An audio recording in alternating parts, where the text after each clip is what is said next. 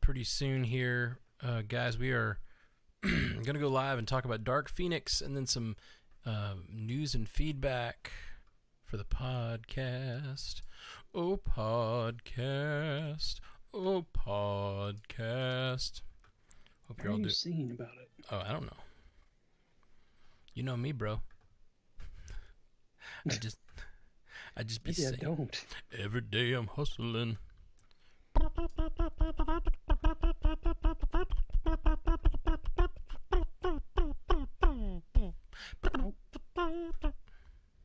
Nope. You wish you could join me, don't you? You wish you could join me, but you can't. You can't, Jeff. Why not? 'Cause you've got a delay. 'Cause you're on the internet and you're not actually right Oh, right. here. Because I'm on Skype. That's right. Oh. Yep. Okay. We're live. Our audio is live, and I guess we can start the podcast. We're gonna do, I guess, Bingers, Dark Phoenix. We need to do 2 intros, one for the MCU and one for the other. And then we're going to do. Oh, I need to find out. Oh crap! I always forget something. It's just like there's just 40 things to do to get every one of these started, and I. What you need to do is make a checklist. No. Just kidding. Stupid. That's a stupid That's idea. the worst idea, Jeff. Why? Why would I do that? Why would I make a checklist? Okay. Yes. So let's talk about what was the thing I was just saying I needed to do before we get started. I need to. Oh crap! I need to. Oh, right. I need to look up whose idea this podcast was because we're doing a Dark Phoenix podcast, and it was one of our patrons who asked for this. Oh yeah. Yeah.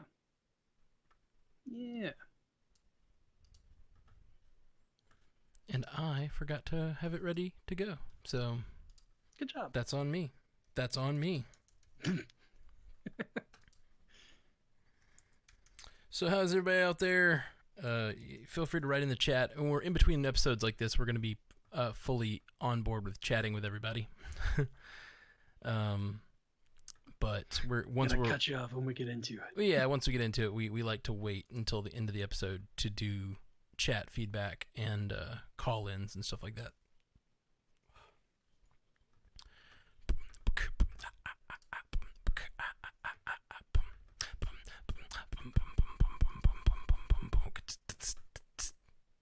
Sorry. Okay.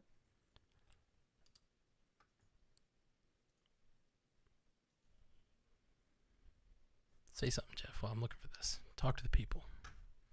Talk to the people. Well, talking to the people also involves me hearing myself, so it's like I'm talking to myself, and I just don't know how to do that. I'm Wait. not great at talking to myself. Do you mean you can hear yourself on the feed, or are you just saying?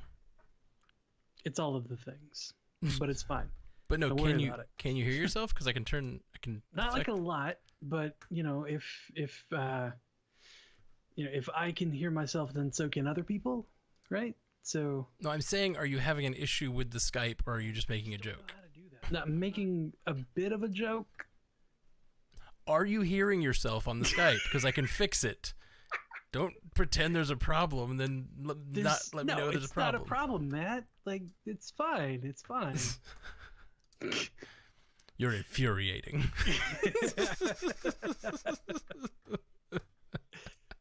You're not wrong. By the way, if you go to my page if you can share this live stream on the Facebook with the MCU Cast chat and any other groups, or if you feel like sharing it to your own stuff or whatever, and then we'll get started. I usually do a watch party in the MCU Cast chat. Cool. The only thing about watch parties is I think we can't read the same. We don't get the same fee. What's it called? We don't get the same chat. So watch parties create their own chat. That's fair. So if you just share it, then we'll be able to see the chat. That actually maybe that's why we didn't get any chat last time or whatever, because it might have been going to the watch party. I'm not sure. It was all over the place, man. Yeah. I just shared it to the MCU Cast chat Great. Facebook group that everybody listening should be a part of. Mm-hmm. Totally agree. You said we're also going to YouTube, right? Yes. Yes. We are. How can the people find that YouTube stream? You know, we need 100 more subscribers, or no, we need 30 more subscribers on the YouTube before we can get a screen name. You have to have 100. Have to have 100. 100 before they'll give you a screen name. So we actually, it's really hard. You just have to say, go to YouTube and search for the Stranded Panda Network, and that's our YouTube. But and if you subscribe, you help us out because soon we can actually say youtube.com/strandedpanda instead of go to YouTube and search for. Oh, like whatever. Instead of youtube.com/channel/UCZS lowercase rf_. I am so done with this. Yeah, you don't need to read it all. I think they get the point. Okay.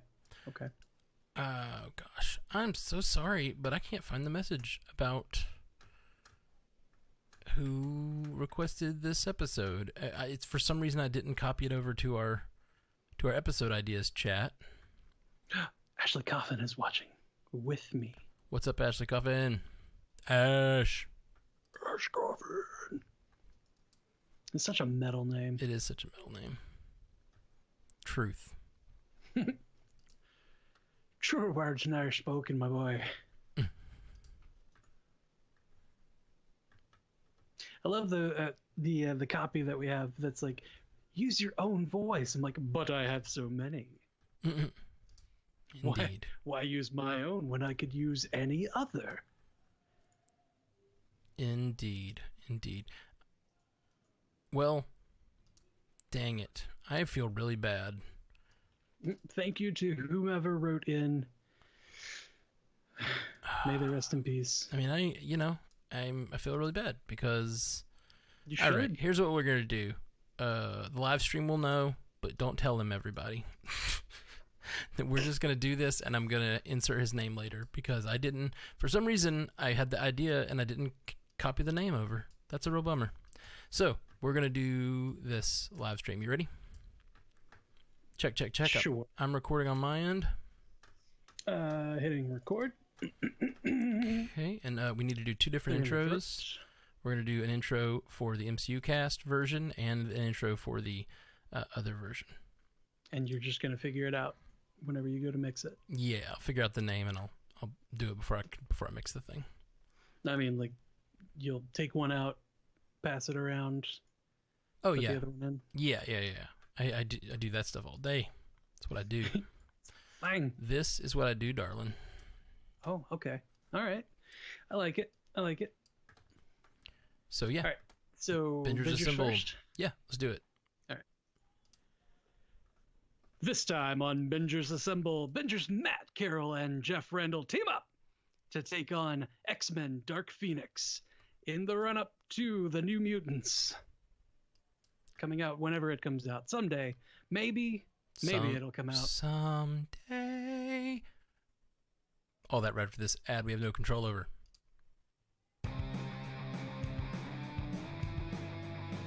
Okay, I'll stop that because we got to do the other one. Oh, man, I was rocking out. I know. We're going to rock out again. Here we go. The other one. All right.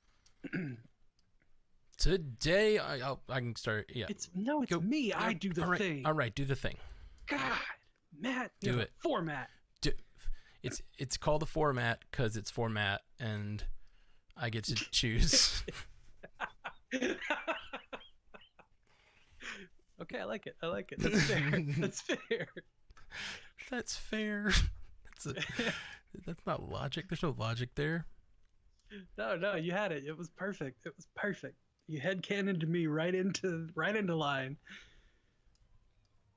Today on the Marvel Cinematic Universe podcast, we are discussing X-Men Dark Phoenix per the request of a patron named... Insert name here. That's how we do it, man. Mm-hmm. Well, see, that's why I was going to do it, because I'm going to have to be the one to insert name, because now it's going to actually be a different voice saying the name. Well, see, what they can't see is I was pointing, and I was pointing at you, and it was the handoff. Okay. Perfect handoff. All right. Yeah, that sounds good. I'm going to end up re-recording this. By the way, you headcanoned me right into line. That cracked me up. I did, but before I could laugh, you'd started the thing, so I was quiet. I was being a professional. Just wanted to let you know that I thought it was hilarious. Oh, I thought you were trying to let me know you were being a professional. I just wanted you to know earlier, I wanted to laugh, but I didn't. And you should because be proud. I have rules for myself. You should be proud of me that I didn't laugh. Well done. Well done. Okay. So, what we're about to do, guys, we're about to do a Bingers Assemble upload. Hello, Mark Basler. Hello, Steel Orwig. We're about to get started on this Bingers Assemble episode, and what we're going to do is we're going to do a Bingers episode, and then we're going to do a short sort of just continuation of the Bingers episode, and it's going to be for the MCU cast because so we were requested by a patron to cover this movie, and since we're doing it for Bingers, we're going to do both. You the best. That was my girlfriend bringing me a beer. That's awesome. She remembered. Okay. That you like beer? No, I just asked her to grab this beer out of the freezer in 30 minutes. Aw. She set a timer for you. She's That very shows sweet. she cares. She's very, very sweet, that one. Okay, let's get started. Because we can. Well, I thought we can. I was going to do the music again, since we didn't get it again. Just so we sound all professional. Is this sounding professional yet? Yeah, you're doing great. I don't feel like this is coming off as professional as I want it to. Okay. Bingers Assemble. Is it me laughing? Yeah, maybe you're not helping. You're not helping. I'm certainly not. All right, guys. We are going to go live today on Bingers Assemble. We're going to be covering Dark Phoenix, the next in our series running up to that movie, New Mutants. Yeah. Whenever it comes out. Shit. I hit spacebar on the wrong software. Turned off our recording. All right, here we go. Man, this is rough. I don't do well with the live stream. I really try. God, we need a sound guy. Yeah, we do. We need producers and stuff. Okay. All that rad for this.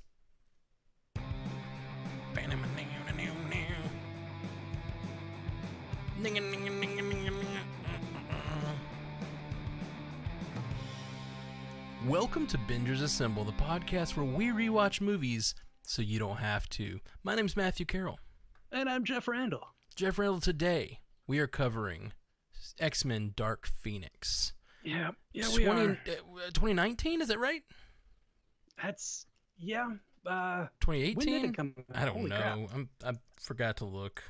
Yeah, But we're doing great. while I looked that up, it is 2019. I was right. You made me doubt myself. Yeah, cool. Well, you get the shot today, my friend. The shot is where man. one of our beautiful hosts tried to. Beautiful? Yeah, beautiful. I don't Okay. know. I'm sorry. Did I I'll take objectify it. you? Go with it. Okay. One of our lovely and talented hosts Oh, God, now we got to go find a talented host. tries to recap this movie in under 120 seconds. You got 2 minutes on the clock. 2 minutes on the clock. Tell us what happens in All right. Dark Phoenix. Dark Phoenix. And starting now. This movie did exactly... No, it didn't. Okay. So this movie tries to tell the story of the Dark Phoenix saga from comics. And like many before it, like the one other that came before it, didn't really land for a lot of people.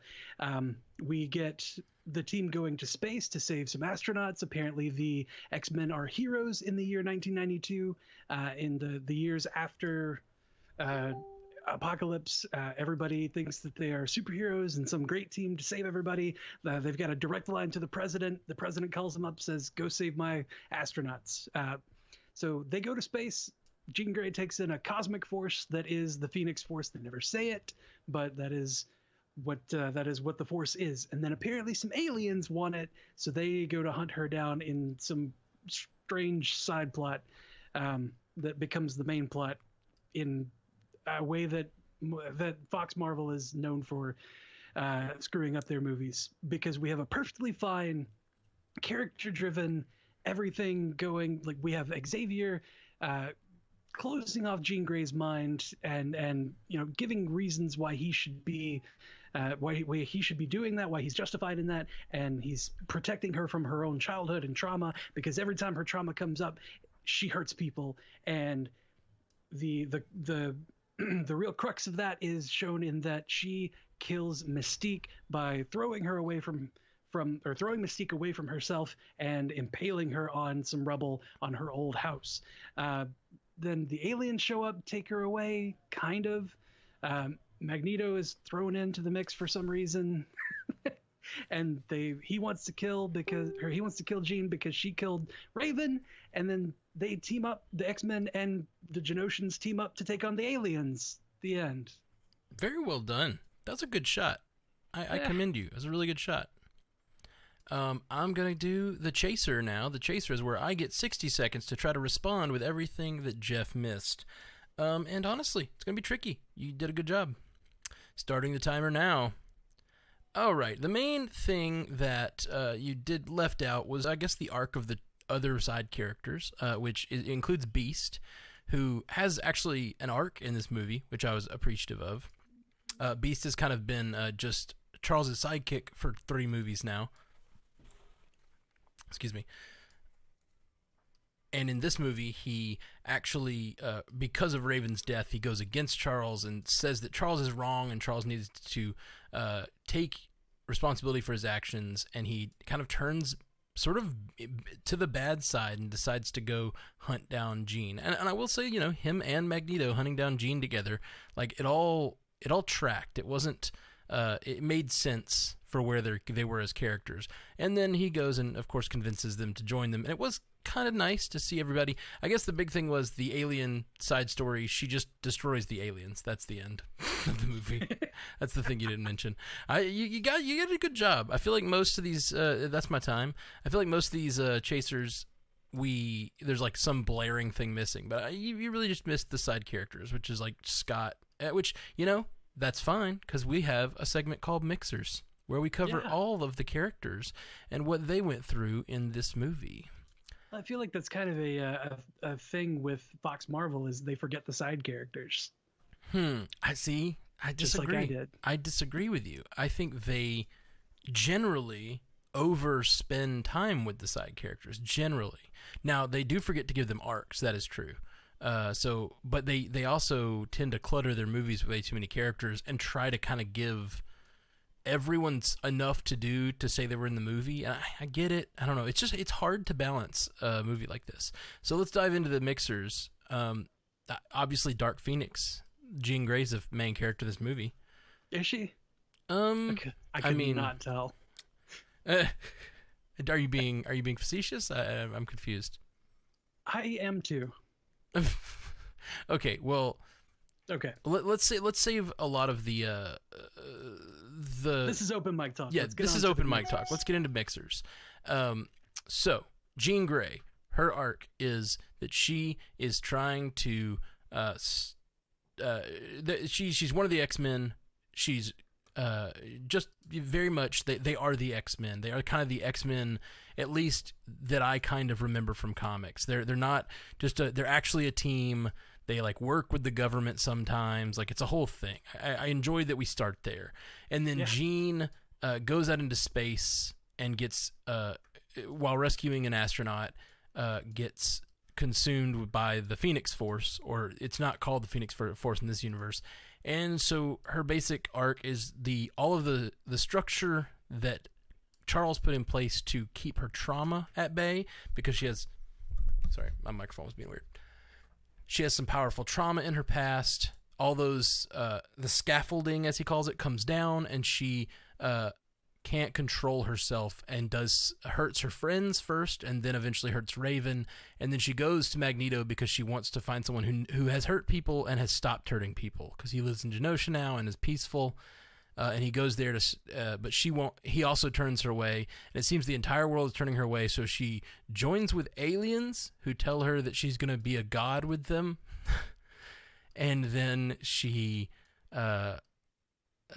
decides after finally getting to speak to Charles Xavier, she realizes that not everyone turned her away. Charles took her in. and took care of her all this time, and that he did everything he did out of love. And so she decides to fight the aliens and join forces with the X-Men and protect her family. And she has a family, and then she seems to die or like go and explode, but then at the end we realize she's not dead. She had a whole I'm not dead, this isn't the end for she me. had the monologue, this isn't the end for me. Yeah. Or the X-Men. And unfortunately, like in a meta sense, yeah, it kind of is for the movie. Yes. It's like, this is it. Yeah, so I guess at least under Fox's control. Yeah, I guess they were planning more with these characters, and it seemed like they were as they said in this, there's only 2 left of the first class, and one of them dies in this, and one of them becomes a professor, takes over for Charles, which I guess is Beast thing. He finally stands up to the professor for all the things he's done, and he finally grows a spine. Yeah, he's got a spine in this of movie. His own. Yeah, I liked that he finally got something to do other than just be a lapdog, for lack of a better term. Yeah. Oh man, this we got a taste in the beginning of this movie of something with Beast and Mystique and Nightcrawler all walking out of the plane. Something that my upcoming co-host on the show that I'm working on has said. There's too many blue people in X-Men. There's just so many blue people. Like, gotta trim it down. It's true. And it kind of feels weird and maybe a little racial that they like put 2 of the blue people together. Now they tie it together in the first movie where they like, you know what I mean? It's like you got 2 blue people. It's like such a classic trope that you have 2 people of the same race. You got to shove them together. Anyway, again, this is open mic talk. We got a lot of characters to get through. Sorry. No, you're fine. Xavier, his big thing is the same arc he's had in every movie. He's still trying to control people, even though that was supposedly a lesson he learned last time. He's still trying to control her and lie to her. There's a great line from Raven in this that she says. He says, I was trying to protect her from the truth. There's another word for that. And so Xavier is still using deception to try to protect his students, and realizes he was wrong again. Just not good that he's had to learn that lesson like 4 times. Right? It's kind of a recurring thing with him. He screws up. Yeah. Has to see that he's doing the wrong thing, and then, well, I mean, at least in this one though, he did admit to it. He was like, I was wrong. I'm sorry. I shouldn't have done that. He actually gets to apologize to her, as opposed to the way that they did it in The Last Stand. Yeah. Yeah, I liked, man, the way they did in Last Stand. Whew. Yeah, it's so much. There's so much of this that mirrors Last Stand, and then they just take a different turn. Okay, we got 2 minutes left on mixers. Let's see here.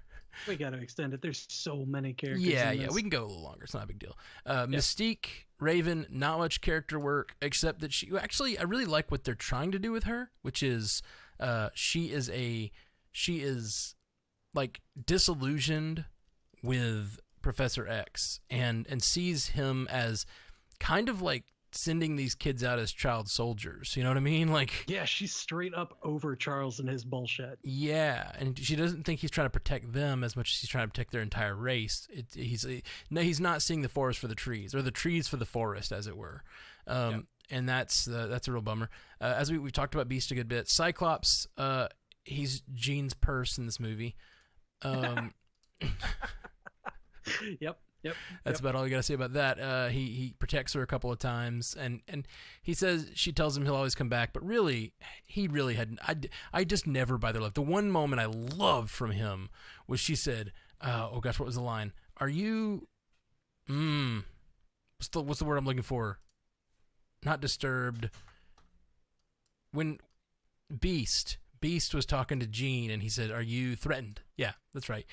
She said, "Are you intimidated? Are you intimidated?" And he said, "Always." Always. That is so self-referential and beautiful. He says, "Always." I loved that. I loved it. That was one of my favorite lines in the movie. Nightcrawler. He's basically their transportation through the whole movie until finally he gets real pissed off and he goes full violent, and he goes Logan levels of killing everyone, which was pretty crazy from that character. Storm, as you mentioned, doesn't have much in this movie. Quicksilver is fast. Until he's not. Yes, Quicksilver is fast till he's not. And he also... And then he just gets forgotten about. Yeah, he's funny. He's funny in this movie. He has a lot of good little laugh lines. Yeah, for the 15 minutes that he's in it. Yeah, yeah. Magneto finally comes to terms with his relationship with, Himself. With himself and with Charles. Like, he comes to Charles. I loved the end where he offers Charles a home. That was really nice. What home does he have, though? Genosha, I'm assuming. Are we sure? Because, bad stuff happened in Genosha. Yeah, but and we don't know was that even Genosha? It seemed like it was more of like almost like an internment camp or something. Did they say Genosha? They don't say Genosha, but in the IMDb and all of the descriptions that you can read online, it says Genoshans and random Genoshan guy. Okay, all right. Well, and that's all the main characters. I feel like, right? That's Mixers. Vuk. Yeah. What the Vuk? What the fuck? What the fuck are you gonna say about Vuk? I feel like she didn't really have a character. She just wanted the power, and I thought they were gonna be deeper with them, and that's why I think we can get into open mic, because I feel like all of this, Vuk and Jones, they're just part of the alien horde. Although they're Jones, mustache twirling, they quite must. Well, see, that's the thing. We're into open mic, officially into open mic, and we can say about it, talk about whatever the freak we want. I'm sorry, open bar. Why am I saying open mic? It's open bar now. Oh, okay. Let me switch it on the thing. Oh yeah, good call. Maybe then we won't say it. Yeah, so open bar, this is where we talk about whatever we want to about the movie, now that we've got the basics of the plot and characters out of the way. So, yeah, it seemed like they were going to have more of a complex story, these aliens, which, do you know the aliens? I'm assuming they're from comics. They call them the Dabari. D''BARI. Okay, I don't think they ever said that in the movie. Yeah, they did. Did they? Yeah, when she first walks up on everybody, she's like, "This is all that's left of the Dabari people," and yeah, they're from comics. Okay, cool. Well, when they talk about how this power consumed their home, and now they're going to try to, they're going to try to turn Earth into their home. Like, clearly that's bad for humans, but it's not necessarily that mustache twirly. You know what I mean? Like, it seems like that's a reasonable. I kind of thought there might be some reasoning that could happen there.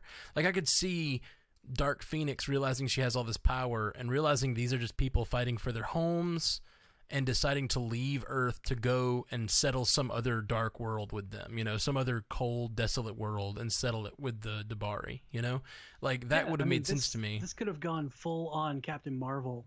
We're a dispersed people that are just nomadic and looking for a home, and this place seems okay, sure, but nobody wants us here. I guess we'll go somewhere else. Like, that could have easily gone the Skrulls route from the Captain Marvel film. Yeah, I agree. It's just they were like, okay, we're following this force. She's got the force. We need to get it from her. And then what do? Let's destroy everyone on the planet and then claim it as our own. Yeah, that's great. And then it was just kill all humans. Kill all humans. And that was a missed opportunity, is what I'm going to call it. There was a missed opportunity to have a little more depth and a little more real character to alien people. Yeah. And it's just, they whiffed. It's the problem with these movies all along. They always have to have an evil antagonist. Like, always.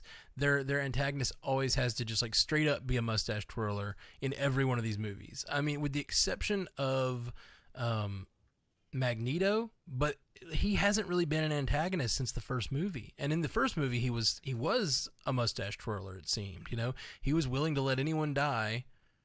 And ever since, they just always substitute someone else in who is just awful. Yep.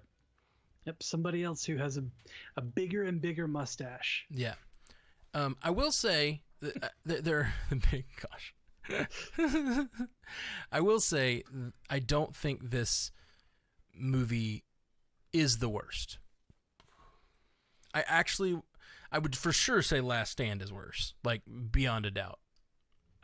Well, Last Stand had the problem of having two stories that were in no way related to each other just smashed on top of each other. And this one had, I think this one had a problem of trying to do too much with the story that they had. Like, it was still one story for the most part. You know, I mean, the Dabari people were displaced. You know, their home was destroyed by the Phoenix Force. That's straight out of comics. That's fine.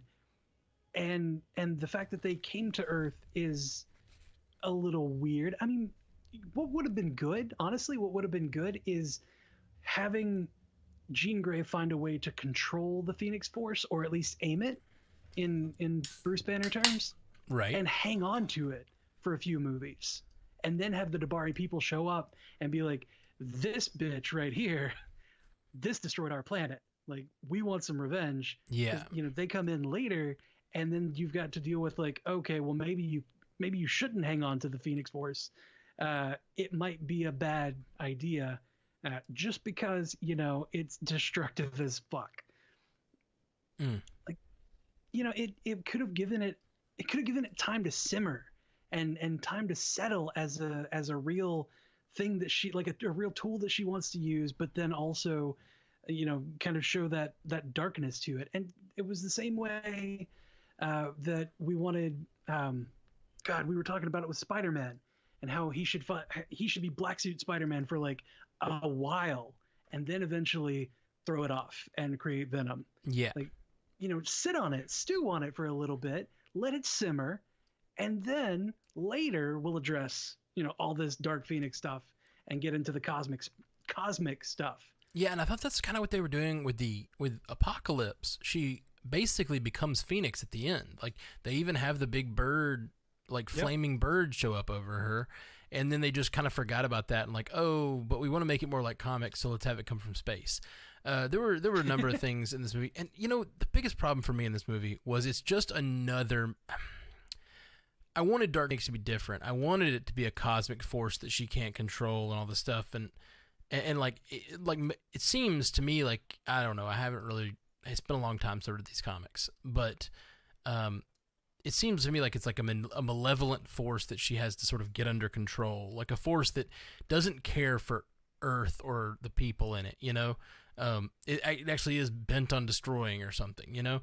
And that's, like, that could be interesting, having, like, the body of someone, but this was kind of just the same story we've gotten multiple times, and it's just mutant feels that no one likes them, and so they go and become violent. Because that's basically what she did here. Like, Yep.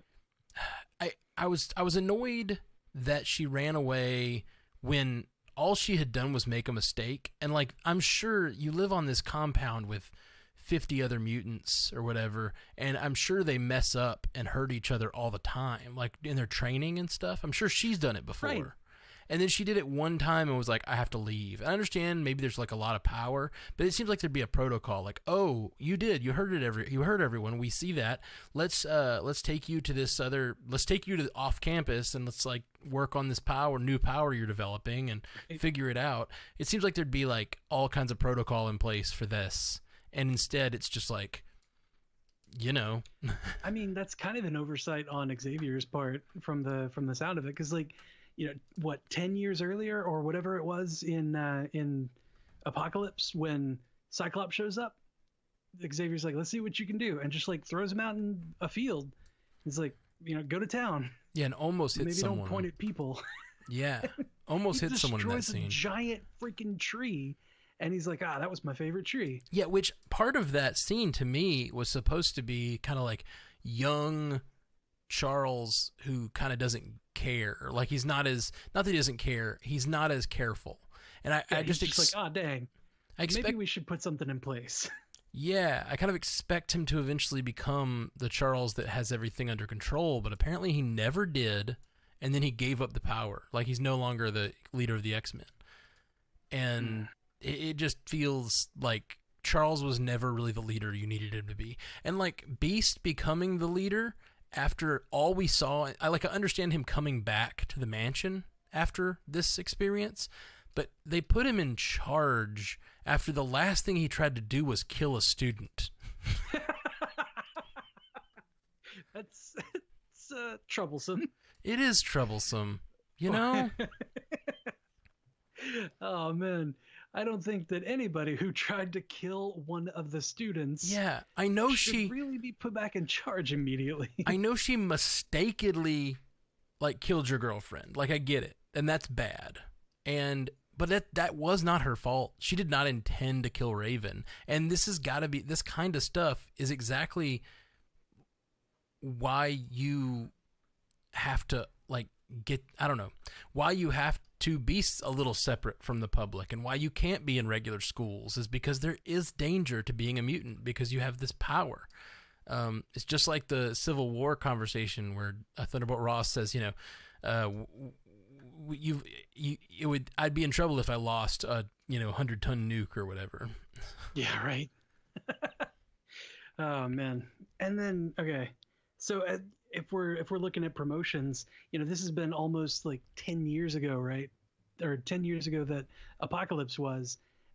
Why is Cyclops not the field leader yet?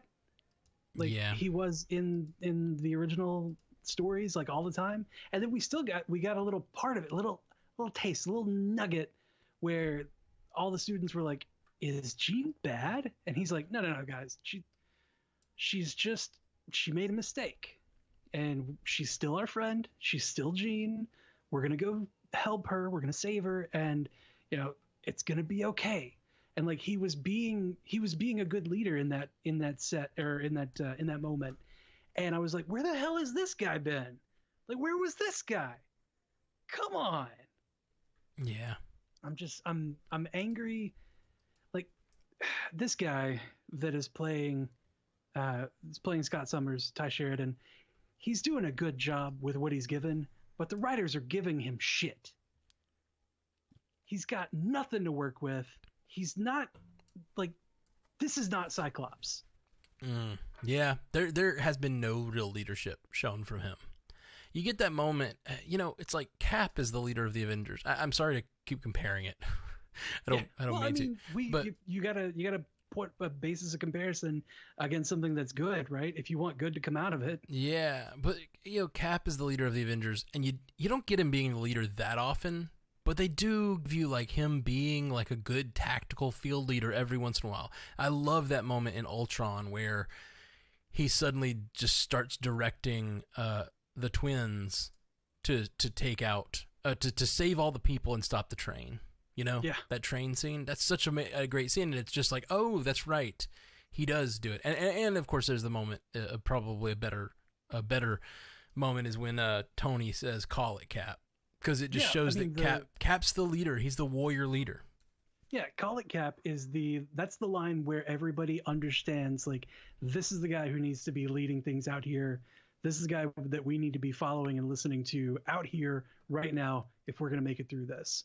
Yeah, absolutely. They understand that. They recognize that leadership. And that's what Scott is supposed to do out in the field on these missions. But, like, all he does is scream at people. Where is she? I mean, you could have put gravel in his voice, and it could have been Batman. Where is she? Kurt, where is she? Let's not fall down a Batman voice hole. We will stay there a while. We'll have time for that later. So let's get to the Delta. What's your favorite part? What's your least favorite part of this movie? What's your well? well beverage. What's the bottom shelf beverage for this movie? Worst moment.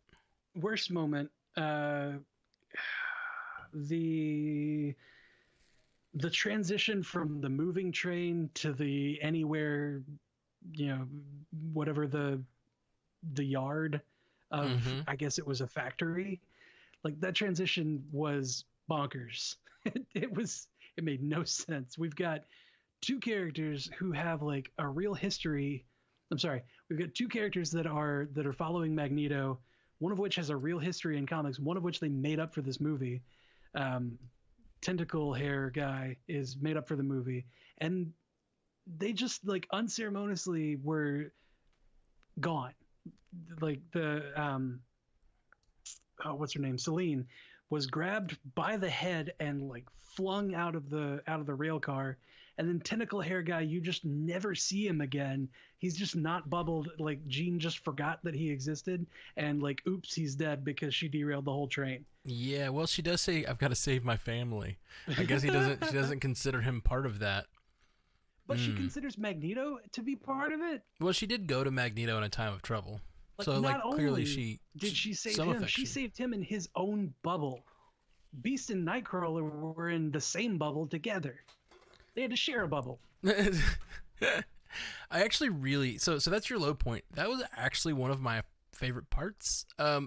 I hated it. I get you that they lost a couple characters and some. It was convenience. There was convenience there, and maybe I'll have to go back and see if any of those scenes showed tentacle hair guy dying. I don't know, or falling off. But the thing that I liked about it was she realizes she has her trauma come back to her, and I see this is me trying to defend Dark Phoenix, which everyone's gonna get on me for. Yeah. She has her trauma awakened in her, and I wish this had been explicit because it's not. This is me headcanoning a better movie, and we'll bring you on for that episode of Scrub Doctors. okay, well her whole thing is she is excuse me, I'm having trouble making sentences. Words are hard sometimes. Her parents died in that crash at the beginning of the movie, as she created a bubble around herself. Charles has helped her get over all of that trauma. And it's in this moment, after all that trauma is back, and she's remembering that. And now that she has the power to do so, and that she knows what she's doing, she has control, she protects everyone, not just herself. I immediately noticed that in that first scene. Like, she's not extending the bubble to protect everyone. And maybe it was a lack of the ability, the power, and maybe it was her not understanding her power and not even under control. It was just self-preservation. But now, using sort of the regret of not being able to save her mother and protect her father, that she uses that trauma to become to save her family now and to understand how to. And I thought that was kind of a powerful message, that he took away her trauma, but it was her trauma, and that sort of like it was a clear callback to her trauma when she's saving her entire family, the entire family of the X-Men. And so I thought that was could have been a very interesting point they were making, but I don't think they made it very clearly. I don't think they made that point at all. I think it was just everybody was in a bubble, and that's how she transported them out of the train cars, kind of. Yeah, it was very reminiscent of the way she did it at the beginning, so I felt like it was a callback. But maybe I'm giving it too much credit. I mean, that could be why she started spinning the train cars, is because the car crash was they were spinning and rolling. Yeah. So yeah, no, all this is stuff I saw when I was watching the movie. Like this was clear. This wreck of the train was her re-experiencing the wreck of her parents. Okay, I'll switch my worst moment to Jennifer Lawrence saying, "Maybe it should be called X-Women." The X-Women line was cheesy, but I thought it was kind of a nice, like, all the women are always saving men around here. I did like that. It's just so petulant. It's I don't know. I think that's the problem that I have with it, is the petulance, that like, you're too old to be talking like that and being so goddamn snooty. I'm gonna join you in your well and say that my well is also everything that Jennifer Lawrence says in this movie. Ouch. Mostly because I think she's a great actress. I think she is wonderful. I've seen so many movies where she's just amazing. And other people in this movie, I know it's a bad script, and I know it's kind of it's got some problems, but other people are caring. They're there to work. Right. McAvoy and Fassbender are amazing in this movie. And she phones it in harder than I've ever seen an actress phone in a role. Like, it's really bad, especially an actress that knows what she's doing and can do such wonderful things. And she's just not. She's just not. It's like Ashley Coffin said on the First Class episode that we had her on for. Like, you are an Oscar-winning actress. You probably should act like it. Yep. Literally act like it. Literally act like You it. got a high point? You know what? I liked all the teamwork that was going on in the street. Oh yeah, that street you scene know, was fun. That street scene where everybody was, they were fighting against each other. They were, there was Kurt was bamfing around, and Charles was rolling around and like occasionally controlling this person to kind of, help somebody out, and Cyclops actually got to be like kind of a badass in that scene. Like the whole thing was actually X-Men and mutants, just people working together, being a team. They were being a team. Matt, we got to see a team be a team. Yeah, I do think the newer movies, Days of Future Past, even Apocalypse, and this one. And by the way, I think Apocalypse is way worse than this one. Oh yeah. Yeah. Oh god. Yeah. Apocalypse and Last Stand are the two bottoms for me. We talked about doing an episode where we rank them, and I think we should, or at least doing a moment where we rank them. Yeah, I think that this is not a great outing. My high point is gonna be, the early scenes in the movie, and this has been a huge trend with me. Almost all of my top shelf moments have been the beginning of the movie, because in the opening scroll. Well, yeah. It's like they start out with a really good idea, and then they don't know where to go with it, and they just know. It's like they start out with a good character idea, and Jean Grey losing her parents, and McAvoy taking her in. That is McAvoy, right? Yeah. For a second, I was like, wait, no, is he Fassbender? No, Eric's Fassbender. Sorry. Just call him Xavier. That's Sorry, his real name. Yeah, you're right. Xavier taking her in, that entire sequence, I loved it, and he acts it so well. The little girl's so sweet, and it's like, it's just a classic sci-fi thing. Like, there was a car wreck, but this girl survived with a scratch on her. It just was a nice. Excuse me. It was just a very nice thing. I liked it. I just did not. It was another one of the situations where they started well, they ended poorly, and I feel like every one of these X-Men movies starts with a great character idea. The first X-Men movie is Eric as a child destroying the Nazi camp, like all of that stuff. That's such an evocative scene, and then I think every one of these movies starts with a great character moment, and then it slowly moves toward how can we get all these great characters to have a big fight, which I understand is part of the job of a movie, but like, you can't lose the character stuff when you get to the big fight. You got to have the fight be born of the character stuff, and so that's my high point, and it's also my what we want to see going forward, because I just want them to make the fight scenes like really matter. And I thought the one in the New York streets, this movie could have ended there, and I would have been happier.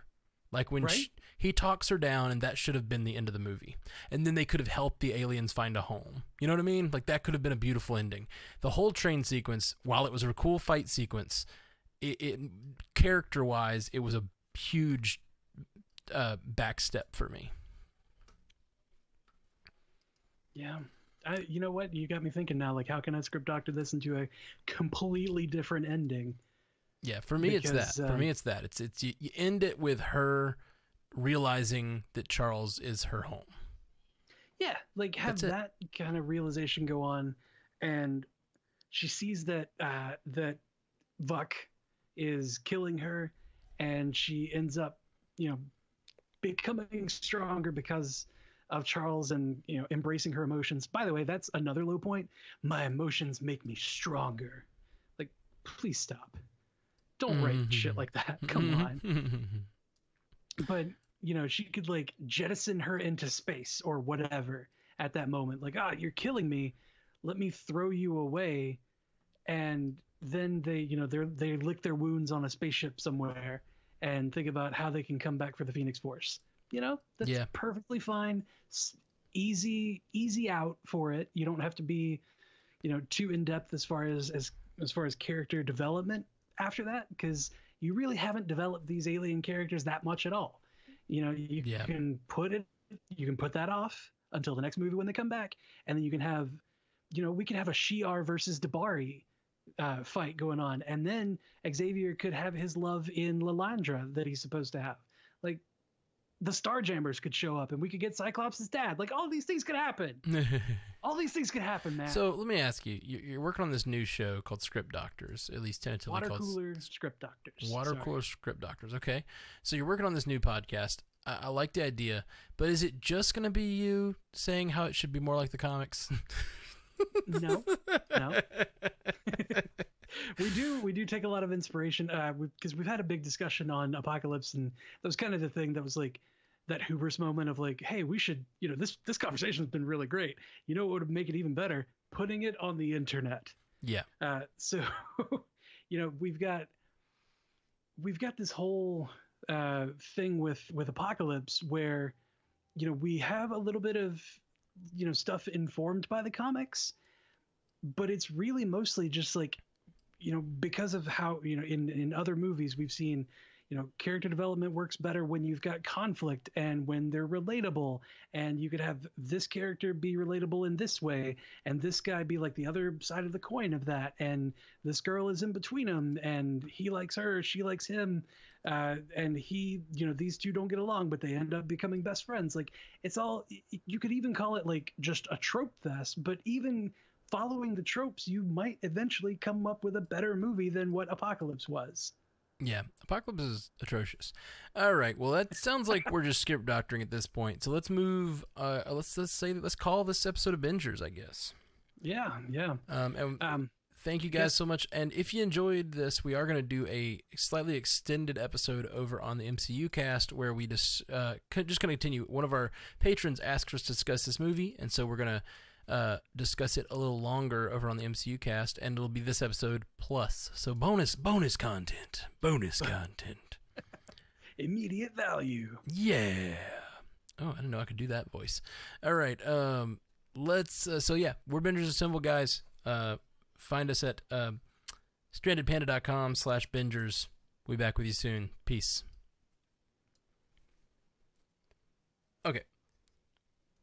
Okay, so let's talk more about this movie, and with no bounds, because we always talk about these movies these days with this Bingers in mind, and we're trying to do a 30-minute discussion that gets through as much of the movie as possible. But now this is just a conversation like we would have any time on the MCU cast. So don't hold back, man. Tell me, how much do you hate this movie? Jesus Christ, this movie was so frustrating. Like, yeah. I don't think this movie was as frustrating as Apocalypse. I don't. Because there were so many, honestly, it might be more frustrating because Apocalypse had all the same actors and the same cast and crew, and they had the same director, and you had, I think, the same writers as Days of Future Pants, and like everything was there. Everything, you had the groundwork laid for you. The foundation is here to make a good movie, and you just whiffed it with the story by making this one guy super mustache twirly, and you gave him this line where he does his no more slings, no more arrows, yada yada, his whole shtick, his whole spiel there, which could have been like the crux of his plan, his plot as the villain or whatever. You just kind of threw all that away into, all right, big slugfest from a guy who just wants everybody to look at him as a god, whatever. Like, all the groundwork was laid, and then they just whiffed it at every possible second with character. In this one, they had so many potentially really good character moments, and then it's like they just kind of forgot that characters need to be built and actually have reactions to the things that happen to the people that they're supposed to love. Like, they whiffed it on character at every turn, where like you can be watching and be like, come on, please just react in a way that makes sense. Yeah, I'm with you. I think that they just generally go for the cool instead of going for the real and for the heartfelt. Like, that's the problem. That's the overarching problem with all these movies. With the exception of Logan, and weirdly with the exception of the Deadpool movies. You know? I love in Deadpool 2 how he gets a team and we're thinking, oh, okay, here comes X Force. And then they just completely decimate the team. Like everybody dies except for, what was his name? Doug? Uh, Don't you yeah. remember? Oh, yes, that's right. Oh, I loved that. I love that scene. I kind of forgotten about it. Yeah, they build a version of X Force basically, and then like everyone dies. Yep. I mean, you got. I mean, I don't want to go through all the characters, but yeah, they No, build it up. it's Everyone just gets such a funny joke. Such a funny joke, Yeah. and I love that they like even relied on them a lot in the trailers and the run up to Yes. it. It was so good, and yeah, we're gonna probably now that we have time because New Mutants is not coming out anytime soon. We're gonna go back and hit those Deadpool movies soon on Bingers, and that way we'll Yes. have all of the X-Men movies. When we originally planned all this, we did not know that we were gonna have time. So now we do. Yeah. So let's do that. Yeah, well, of course. Yeah. So they built a team in that one, and then like almost immediately stripped it all down. They stripped it all down to these couple of important characters, in Domino, in Deadpool, in you've got Colossus, and um, he's facing off against Juggernaut, and then the Fire Fist kid, and Cable. Like there's not many characters as far as the way that we usually see X-Men movies go. Like it's usually a whole bunch of people doing not much of nothing. But Well, the genius instead- thing is they get all those characters in, and then they immediately kill them, the vast majority of them off. You know what I mean? Yeah. Like that's the beauty is when you have a movie, you need to have a central character, or at least a central core group of characters, and that a lot of these X movies, they try to I mean clearly Dark Phoenix and Xavier. We'll see. That's what I want to try to nail down who the main characters are of this. But Dark Phoenix is clearly the main character. But you've also got Charles and Beast and Cyclops to a lesser degree, and Magneto and Raven, and all these characters get a lot of screen time, and they don't do a good job of fleshing any one character out. And I think I'm just tired of the same exact plot of just like the mutant who is disaffected going and doing this thing. I think the thing is like if you have the mutants, the whole idea of the mutants is they're so varied, and you have this like wide range of abilities, wide range of stories, wide range of characters, and they just keep doing the same basic story in every movie. And I was everybody turns blue. Sorry. No. It was nice actually in the first couple because it was like, oh, they're sticking to a theme, they're sticking to the idea that like, oh, the mutants are bad because it was all about mutant human relations, and Mhm. I don't think the Phoenix Force was really supposed to be about mutant human relations. Like, sure, it can be a backdrop, but in this movie they make it sort of like, again, it's the primary thing that we're dealing with is mutant human relations, and I was kind so of want him excited. to say again. Sorry. I was just going to say, I was so excited at the beginning of the movie because everybody loved the X-Men, and it looked a lot like there wasn't going to be a thing of mutant human relations and having that be a plot point at all. Yeah. It was just like, okay, everybody loves this. Let's go tell another story. Yeah, exactly. That's what I was hoping for too, and it seemed like they was shaping up, and then they just turned it on its head. It's again about, well, we can't let her kill a lot of people. What will they think of mutants? God. Instead of like, no shit, people are gonna think bad of mutants because she killed a lot of people. yeah, but it just worked. Why don't you care about just the people, and why don't you care about saving Jean more than you care about I just realized in this that Charles is a PR leader. Yeah. Like that's what he Yeah. does. He's a guy who worries about the PR of it all, and Raven is a warrior, and it was taught by Eric to be a warrior, and that's why she's frustrated with Charles. He's more worried about how this is all going to look rather than protecting his people. Like he saves that astronaut overprotecting Jean. Like that is a clear. He makes the choice, and I know he thought it was the right thing to do for them to risk their lives, but he's not the one in the field. She says, "When was the last time you risked your life?" Yeah, I think that's kind of why he went into the field in New York and in Jean's hometown. I cannot remember where it was, but somehow she grew up with Charles losing an accent, losing a very rural accent. I'm not sure how. Anyway, no, he's looking at the PR of it, and Raven is coming in saying, you know, you should care about the people. You need to save, or you need to not risk their lives just to promote this image that the X-Men are their superheroes. And he's like, oh, you think I don't know that? But like that whole interaction, honestly, in my opinion, did not need to happen.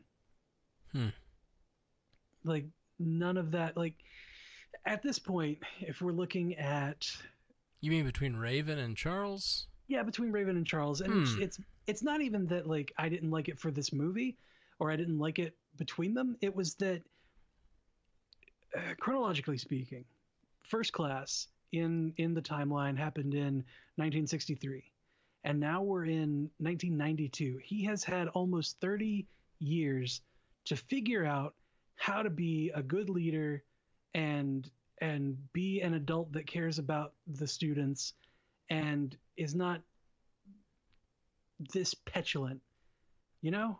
Yeah. Well, you're saying since First Class, though. Yeah. But when was Days of Future Past? That's what I want to know. Because that's Future when Past was in 73. Okay, so that's when he that's when he actually establishes the school again. You know what I mean? Okay. Like, well, so it's still 20 years. Yeah. Your point is taken. I agree with you. It's just, and also, why does he still have hair? He doesn't. He doesn't in this. Oh, you know what? I'm thinking of the flashback scenes. You're thinking of your favorite parts. Yeah, I am. When I saw him in '70s, I was like, oh, he still has the hair. That's cool. It was in 73.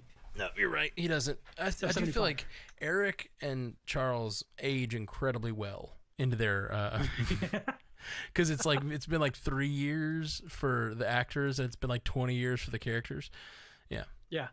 Well, see, that's part of the problem with this format that they've gone with. They were like, oh yeah, we'll just time hop through all the decades, but we're still going to use the same actors for the same characters, and they're not going to look a day older.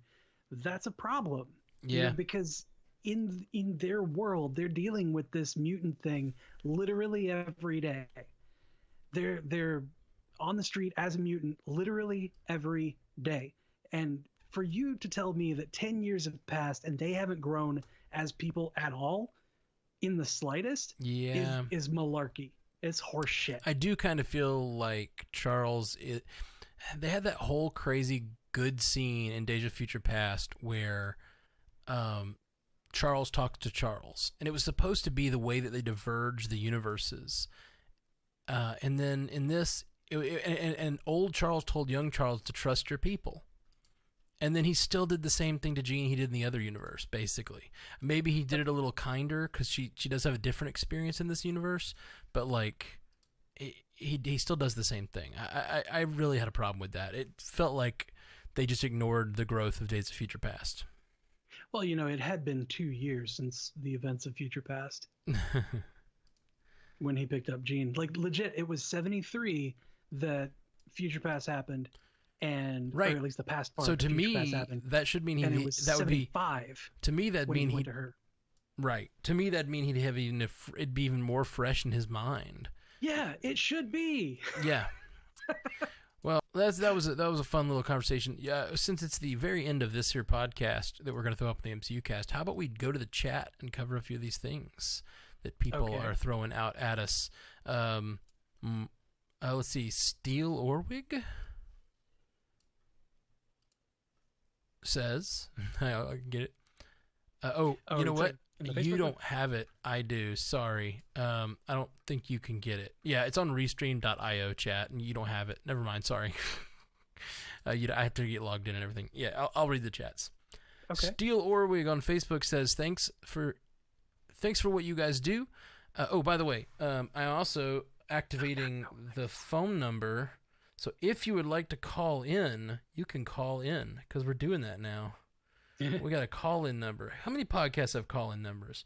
Not many. Probably It's for a almost like reason. a real radio show. Yeah, we got like a radio show going here. So we're saved it for the end because I think having people call in the middle of the show is a little weird.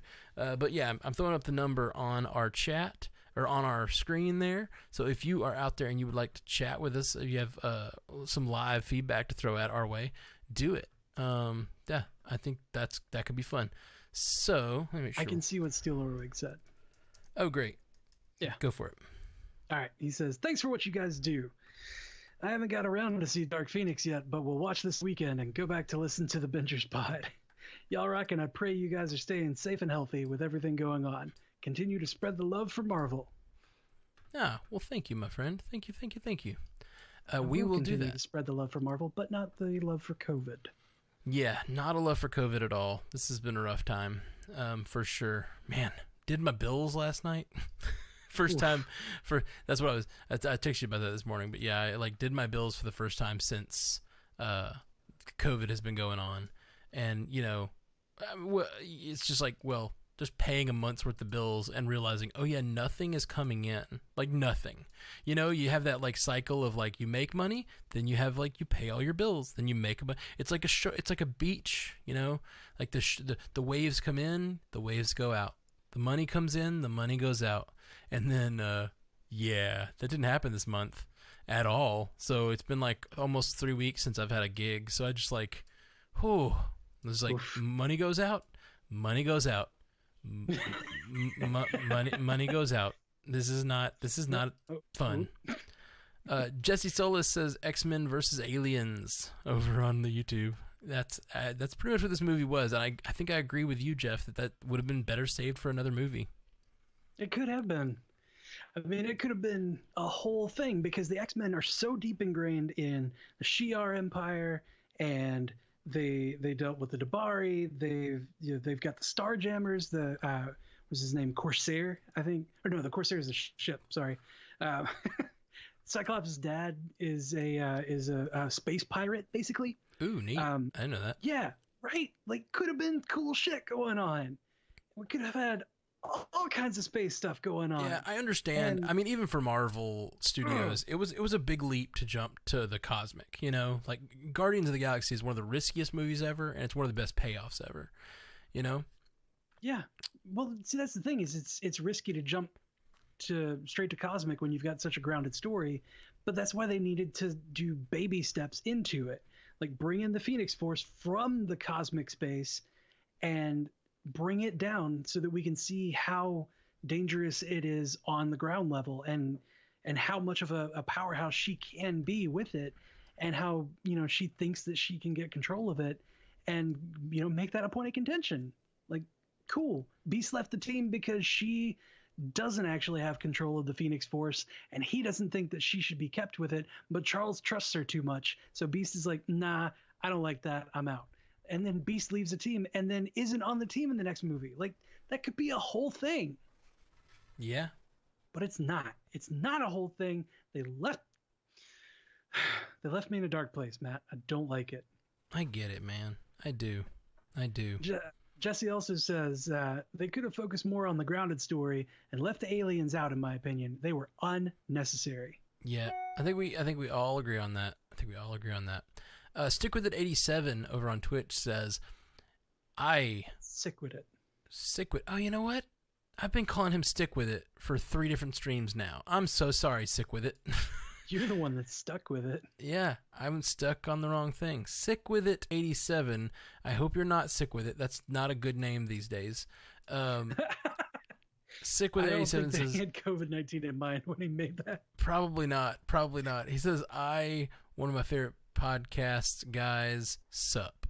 You know what? We're just podcasting. That's what's chilling, up. Man. Just chilling, podcasting, maxing all, shooting on some beat. Shooting some podcast inside of my home. Yeah. And then he says this movie just had all kind of levels of suck going on, and we pretty much agree. Yeah, I it's think unfortunate. Jeff more than me. It's so funny. Like, and we were talking about it on the phone before we watched the movie. We were talking about it on the phone, and I was like, we're either gonna like make fun of it real hard, or I'm gonna like it a lot, and you get to make fun of me, because that is a possible outcome to all of this. Yeah. Because I'm just not as harsh. I try to look for the good in the movies, but they're and this one was not the worst. I really didn't think it was the worst of all the X-Men movies. It really had some things going for it. I agree that it's not the worst, but I will put the caveat on it. It's not that much better. Yeah. Darth Jar Jar 3000 says the storyline was too fast. No elaboration. Yeah, nothing was really elaborated on in this movie. I agree. It was very quick. It was rushed. It was a little rushed. I agree. Yeah. Jesse Solis says quick promotion. I think he's responding to the idea that Beast got a promotion for trying to kill one of the students. That's good job. I mean, like, Here's that's a the thing. medal and my job. I understand that Charles said you were right. Like, you were right, I was wrong. But that doesn't mean he's also right for trying to kill Jean. Yeah, Like, I think he probably should have added the caveat, like, let's just say you were right morally. I was wrong ethically and morally. I still think that maybe we shouldn't just try to kill her. yeah, I agree completely. Sick with it also said on Twitch, I hope one of the main characters in the MCU is Kitty Pryde. I think her character is a great introduction into what the X-Men and Mutant Academy is all about. A young, confused teen coming into her powers who meet other people like her. This was one of the main concepts with one of the movies in the past, but it was just done so wrong. So wrong. Yeah. Kitty Pryde has been really underused. Well, with the exception of Days of Future Past, where they used her as a time travel device, which we talked about it then. That's not one of her power sets in the comics at all, right? It's not.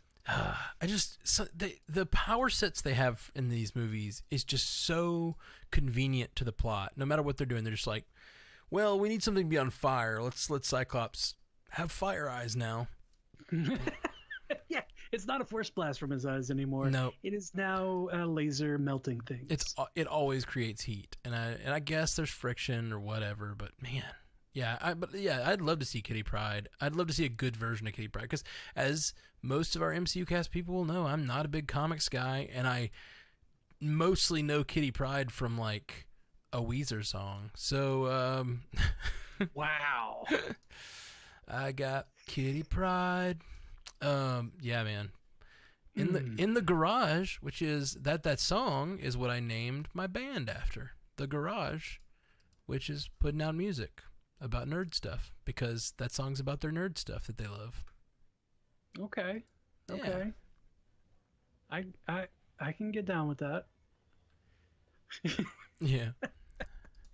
Sick with It 87 gave us another big sigh moment from X-Men The Last Stand, where Kitty Pryde drags Juggernaut into the ground, and he's like, "Don't you know who I am?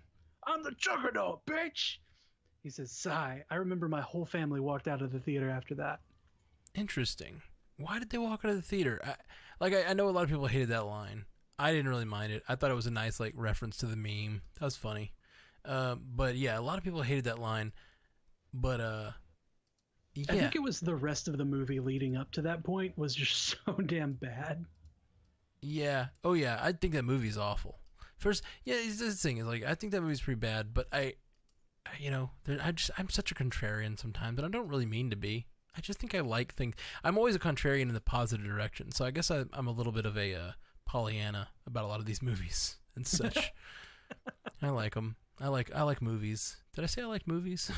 I think you've said you like movies. Yeah. Sick with It 87 says I did not have the Rona in mind when I made my screen name. Yeah. I've had it since 2007. I will admit, with all this going on, it is not a good look. Sick with It. That I recognize that sticker. Are you a critter?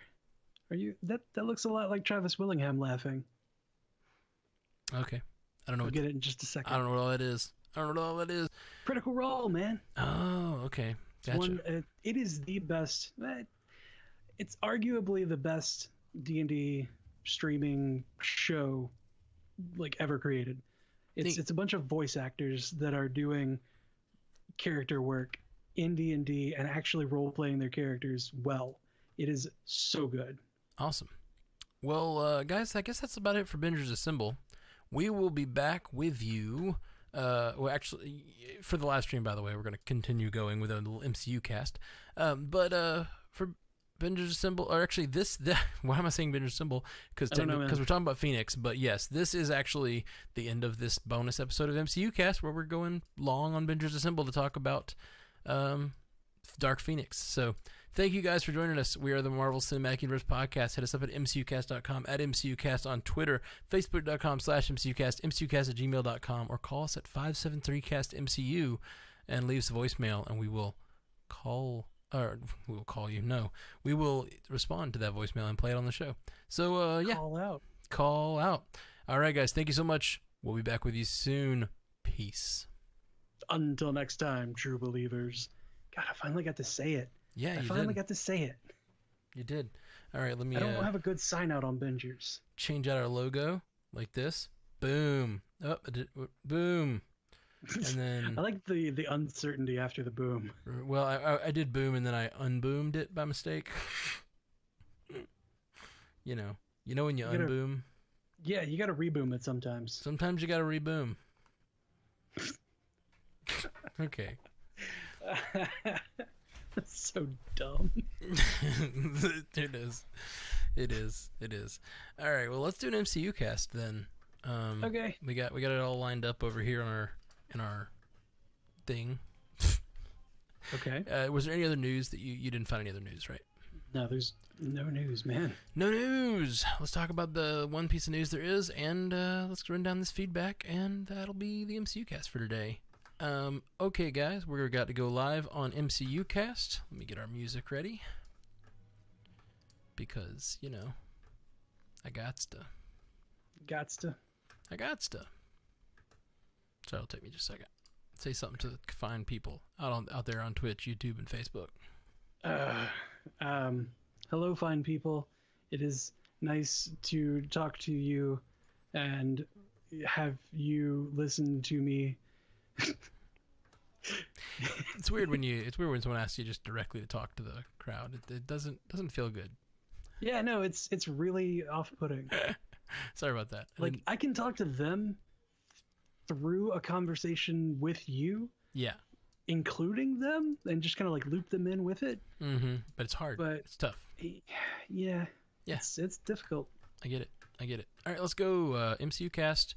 The main story today is everything's been moved back, and we got new release dates.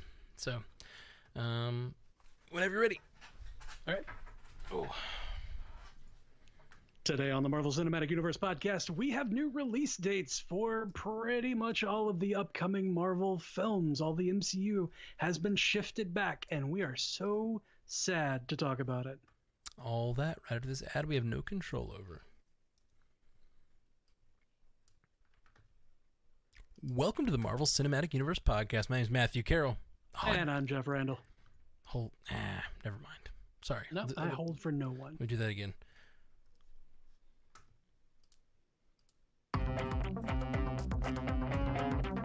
Yeah, live stream. Get it. Everybody dance. Everybody dance. What?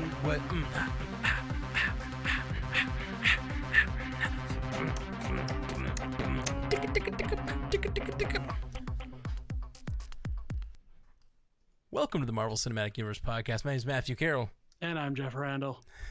Hey, what is happening, Jeff? The same thing that we've been doing for the past couple hours, buddy. Yeah, we just got done recording an episode of Bingers Assemble, and now we're going to record an episode of... No, we did not. Marvel We just got finished recording an episode of MCU Cast. Well, it's a bonus episode of MCU Cast based on an episode of Bingers Assemble. It's a long story. You guys will understand later.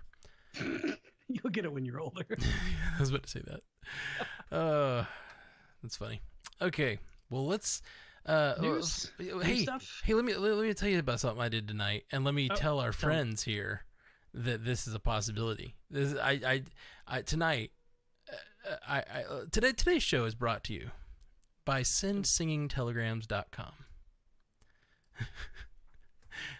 Jeff, What's SendSingingTelegrams.com, Matt? well, it's what I do when I sing telegrams to people. So I sing telegrams to people on a regular Matt, basis. Social distancing. I know. Well, see, that's the thing. So I decided this week to start offering over the phone singing telegrams, but it's really fun because I use the whole podcast setup to get really good audio, and I call the person and I read them the message, and then I play the song over the phone, and then I post the whole conversation as a YouTube video with their consent. I post it as a YouTube video so that the person who sent it can hear them receive it. And I thought it was really cool.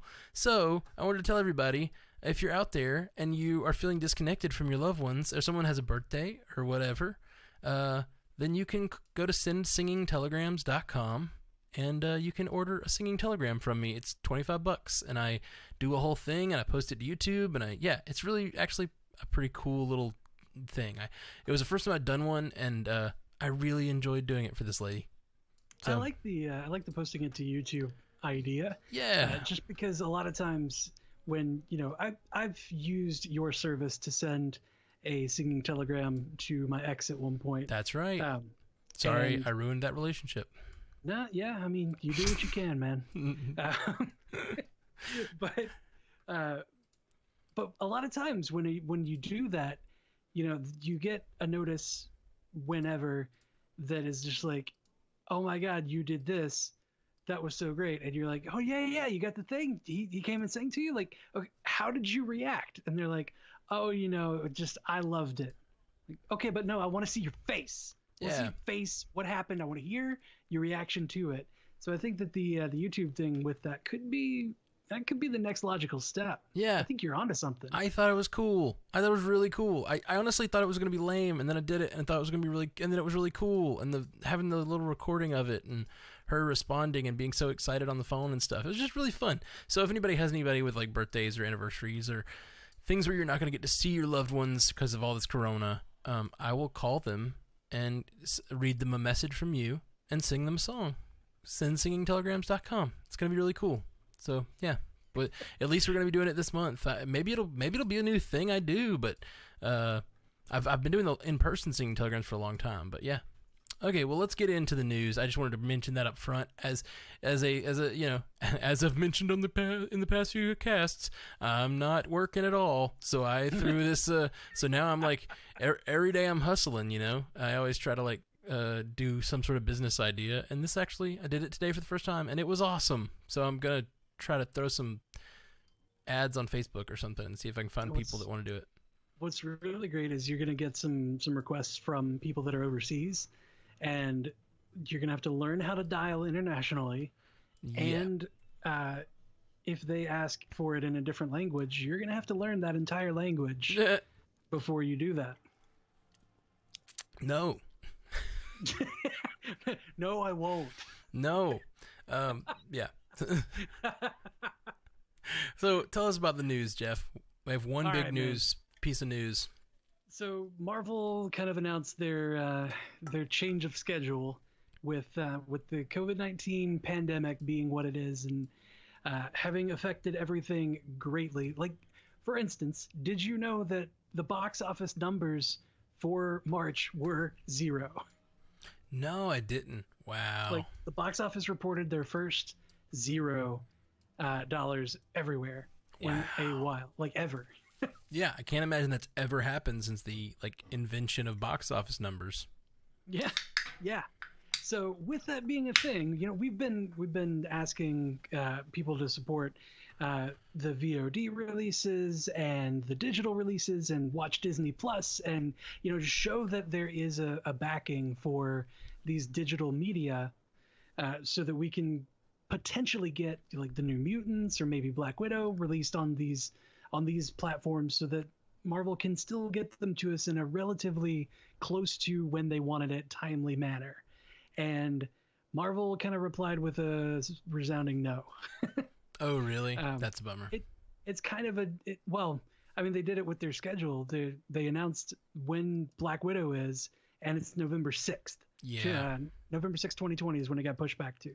So it was kind of like I hear you. You want it online, you want it digitally, you want it now.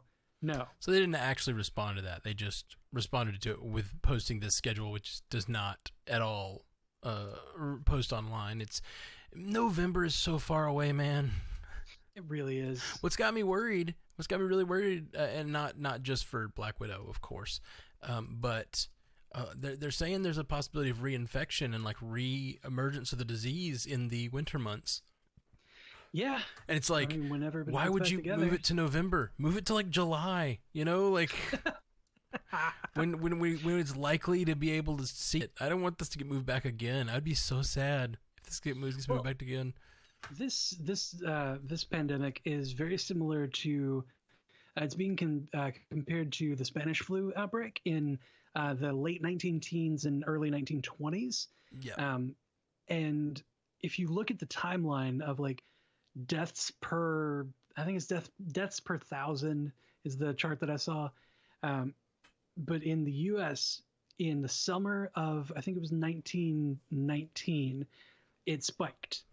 And everybody was dying from it, and everybody took all these measures to, or enacted all these measures to stop the spread of it and to help people, and it fell off and it went down to almost nothing. And then the next year, the very next summer, it spiked up like double what it was. I'm pretty sure it was winters, but yes, I think you're was correct. It winter? Yeah, just because that's generally these type of viruses, and this obviously isn't sure about the corona because this is a new novel disease, but generally, obviously, flu and cold season is a thing, and that's the winter. Like when it gets cold, and it's because something to do with like literally when it's cold, the molecules stay in the air longer. That's basically it. And so like you literally can get infected by people that are further away from you. Now that hasn't been proven for coronavirus, but it is a thing that's like pretty common of other coronaviruses. Oh, sorry. Yeah, you're right. The big spike was in 1918. Sorry, summer of 1918. Let me just interrupt you right there. You're right. The way you said that, there was a lot of surprise in your voice, and I'd just like to say that offended me. Okay.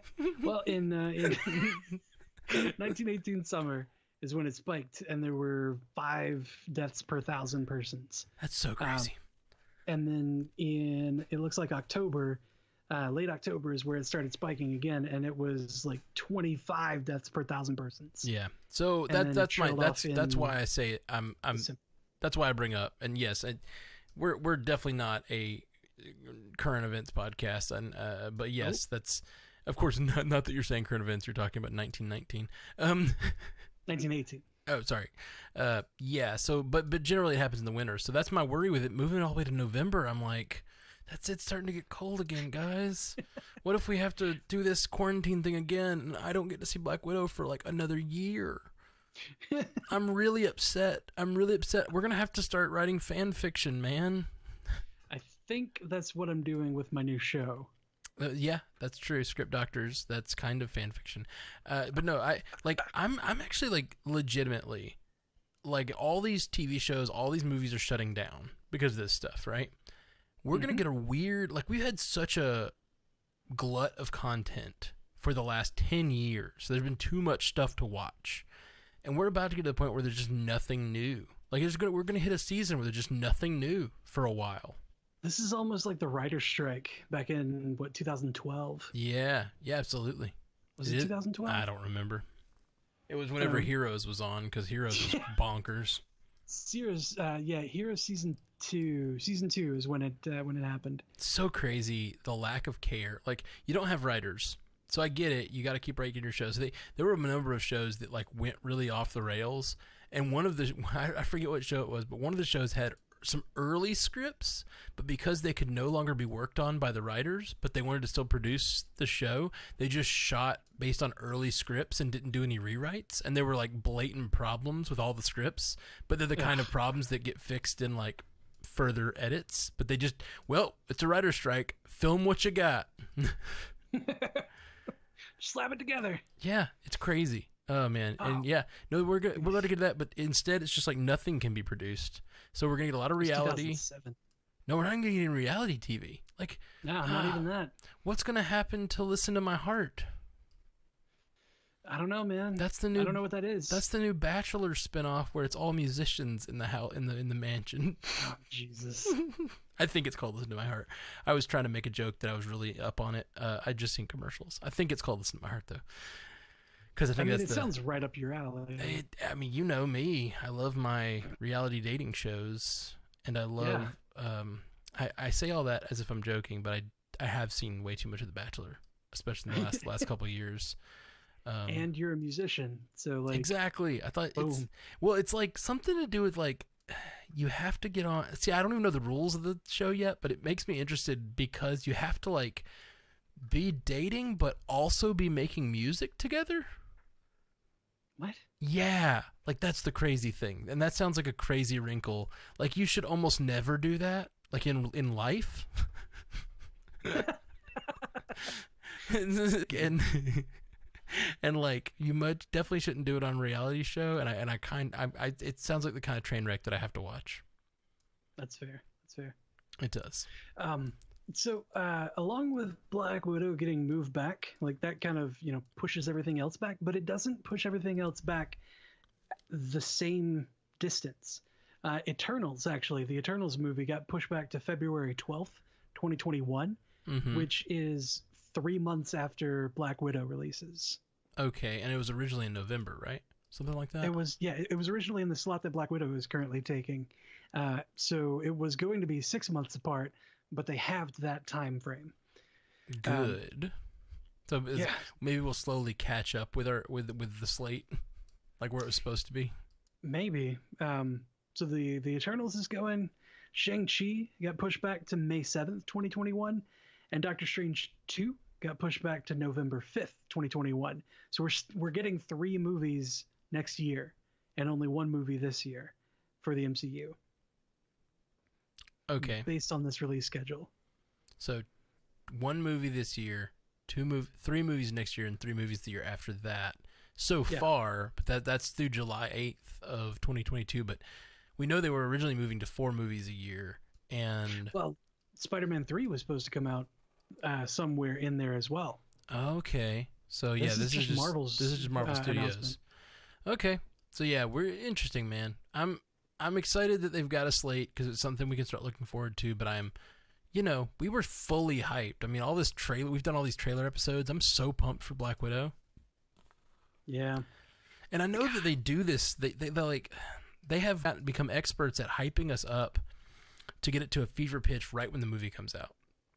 And now we're going to have to like take a big step back and just like simmer at this level of hype for 6 more months. And I'm bummed about it. Yeah. That being said, everyone will be safe out there. It's not like they can release the trailers again, Yeah. If they re-release it, it's like, oh yeah, cool, I've seen this. I am still wanting to see the movie. That is very true. Yep, it's just like, yeah. All right. Well, so those are the movies coming out. I'm bummed that we're not getting them sooner. Yeah, right? We should go through the last. Oh yeah, 3, go for it. We've also got Thor 4, the Love and Thunder movie, February 28th, 2022. Black Panther 2, May 8th, 2022, and Captain Marvel 2, July 8th, 2022. Wow. Yeah. Those are not far apart either. That's 3 months apart for all 3 of those movies. Yeah. That's what I was saying, is that movie the last one is set for July, and often they do something in November, so I'm wondering if that year we'll get 4 in 2022. I'm excited. Maybe. I really hope we get back to where we're doing 2 or 3 a year instead of 0 in a year. I'm upset about it, man. I'm so freaking spoiled. I don't like it. Yeah, we were supposed to be getting the New Mutants this weekend. Yep. We're supposed to already have New Mutants out, and then we're supposed to get 2 more Marvel movies this year, and now we're getting 0 since Spider-Man. It's just such a long time. Yeah. Such a long time. It would have been 4 weeks from yesterday, or I guess the day before, because we would have gone on Thursday. It would have been 4 weeks after that we would have gone to Black Widow. God, so sad. We would already be buying tickets, Matt. Mm-hmm. It's true. I meant to do this up top because last week I read all of our new patrons for the month of March or whatever, and I just for some reason didn't think about the fact that we had 3 more days left in March, and we got more patrons, and you guys are awesome, and like some really really generous patrons, like really really kind. So thank you so much. These are the rest of these are all of our patrons for March. I need to remember next time to read them at the beginning of the next month instead of the end, because then I end up with new patrons and we didn't read them. So Alyssa Haynes, Mike Mad, Stephen Bennett, Dylan Diggs, Matt Rich, Russell Brill, Andrew Youngblood, and Charlie Ward. Thank you guys so much for becoming patrons over at patreon.com/MCUcast. That is super, super, super rad. Thank you. Thank you. So we also missed that 5-star review. That's okay. Well, what I'm going to do is I'm going to insert what I just did into the beginning, and so that'll be instead of the 5-star review. Every 4 weeks we can do the readout of the whatever's of the Every patrons. new patron is an implied 5-star review. Yeah, for sure. We just read 8 5-star reviews. Seriously, 8 new patrons is huge, and I cannot thank you guys enough, especially in this current time where I'm not working for a while, unless you all go to sinsingtelegrams.com. Sorry. Put Matt to work. Sinsingtelegrams.com. That's the tagline. Sinsingtelegrams.com. Put Matt to work. Pay Matt's bills. Microtransactions. I'll sing a song for your loved one. I want there to be a pun about your name and the word micro transactions. I want it to be something like a matro transaction, but I can't make it work. I like it. Matro transaction works. Okay. I dig it. Let's run down some feedback, my friend. Yeah, man. We got a glorious 1-star review on Benchers Assemble. That is all the feedback I need. Oh, yeah. Yeah, go ahead and read it for us. Oh, man. Sophomoric is the title on it. The team here is juvenile at best, and the understanding of entertainment is that of adolescence. Between the misogyny, student views, and xenophobia, you can likely find better material. I legit don't know what they're talking about. And, like, I know I'm from Alabama, but I think we pretty much avoid misogyny, xenophobia, and I don't know. I don't know what student views are exactly, but I mean, maybe that's part of the problem. I'm not even deny that we're bad podcasters or that we're sophomoric, but like misogynistic and xenophobic, I don't think that we are. And maybe that's my own thing because I'm from Alabama and we're evolved for where we are or whatever. I'm from Alabama and you're in Florida. That's not better. I mean, I'm in Tampa, Florida, so you know, it's better than the rest of Florida. Did you just brag about being in Tampa, Florida? Yeah. Compared to the rest of Florida, yeah. I'm just teasing. I don't know anything about Florida. You don't, I mean. Just Florida and Alabama. Tampa is better. Florida and Alabama just have some of the worst. People? No. Reputations is what I was going to go with, Jeff. Oh. Not people. My bad. I thought we were on the finishing each other's sentences. No, apparently not. Apparently not. You're like, what's the opposite of xenophobia? You're a classic self-loather over there. Yeah, man. These Florida people. Ugh. Kicking it out of my veins. Oh, that's great. That's great. I mean, we did have that one time where we were talking about the French. So yeah, but that was all in jest. I thought we were clear that we were jesting. Anyway, yeah, that review had me like turning it over in my brain. Like, are we? Like, what have we done lately? Like, I know that we have evolved over 6 years of doing this podcast. That we're probably a little more woke than we used to be. maybe they listened to the early episodes and were like, "Oh, these guys are awful." I don't know. I just don't know, man. Oh, I'm kind of scared to go back and listen to the early episodes. I am too, because we got that one piece of feedback once where people were like, somebody was like, "Yeah, they used this word and that word, and those are really offensive, but over time they've grown." And I'm like, "Whoa, I didn't remember doing those things." All right, well, hopefully we weren't too bad. Yeah, there was a point where we got accused, or probably me, got accused of victim blaming. Oh, yes, we did. But the thing was, like, we immediately called it out and corrected it right on the podcast. And, like, you know, when you say something and you don't think it all the way through, and then someone says, "Hey, that's a little this way," and then you go, "That's a good point." I don't feel like that's a reason to hate a podcast. Like, you're being a little jumping to, you're being a little jumping to not condone. I'm so bad at talking. You're like jumping to condemn people, and it's a that's a problem. You got to be able to let people evolve and let people talk things out, and that's the kind of the beauty of podcasting is like you can kind of say something horrible that you're thinking, and then as long as you talk it through and think it through, like sometimes your audience will be forgiving. You know what I mean? Or you can just edit it out. That's fair. That is fair. That is fair. Maybe I should work on that more. But I don't like to edit too much. I like to put us out there raw and real. That's fair. On one of the episodes of Altered Carbons stuff that I listened to earlier today, there was a snafu with with where your audio was versus where West Fox's was. Oh, really? Yeah, there was one part where you guys were talking at the same time, and I think it was your audio should have been like at the end of where it was. And then there was a part where West Fox was just like, he obviously stopped to listen to you, and it was just dead. Oh, yeah. No, that's happened before. So for us to be we don't have editors. I have to do it all myself. And so, and editing all these podcasts, just editing them takes me, 10 hours a week.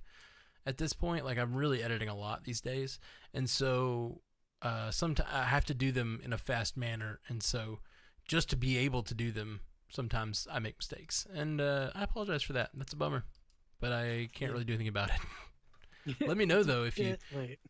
Thank you, my love. Alyssa just brought me another beer. Oh, she is being maybe too kind. We need to get through this. Let's get to her feedback. Before you get too sloshed. I'm good. I'm only 6 deep, man. Oh, goodness. Mary Garrett's. I'm not really 6 deep. That was a joke. Yeah, I know. Mary Garrett said on Twitter, "Now this has me thinking, which of the Avengers would be at risk for COVID-19? Maybe just Tony, Wanda, Hawkeye, and Nat? Bruce should be isolated with Tony, though, to work on a cure/vaccine." I love this question.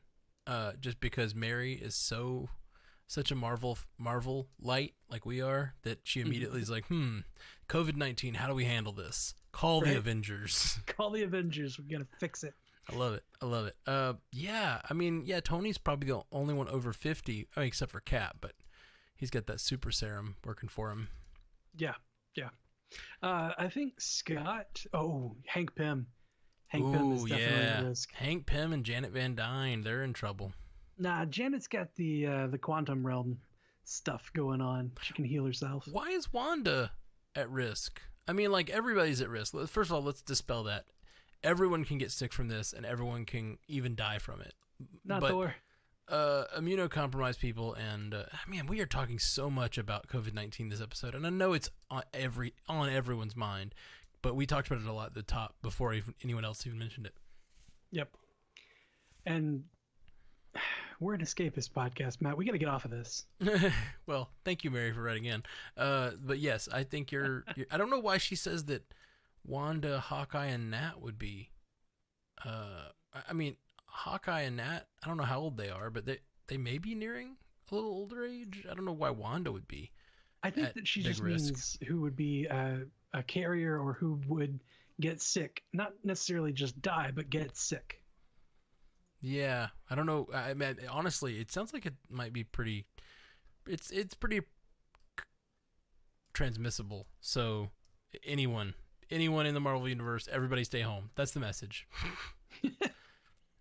Anyone in the Marvel universe, anyone in this universe, so everybody stay home. Let's all stay home. Let's let this thing die.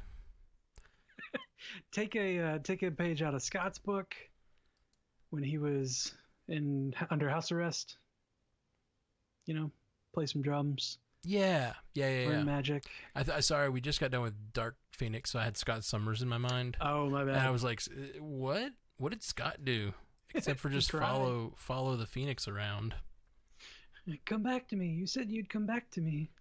You know, if he had gotten a chance to like actually talk her down and use the love that they are supposed to have. Yeah, they dropped that storyline completely. He just stood there and let his hand get destroyed by the Phoenix Force or whatever. Like, I was like, what are you doing? And she's like, Jean? You can't kill me. Sorry, now we're back on Dark Phoenix, but you can't kill. At the end of the movie, there's this big swirling crazy madness, and she says, you can't kill me without killing all your friends. And I was like, why don't your friends run away? Like, why are they standing so close? All of them could leave. All of them. Guys, can you step back for a minute? Oh, and then you hear a bamf, and then she just explodes the bad guy. You know what I mean? Like, I mean, she did go up. She took it to space. I know. She did a real Superman thing there. I know, but that just made me mad at every other character for standing around and watching. And especially Scott, who's like, I'm rubbing my hands in the river of your power. It hurts.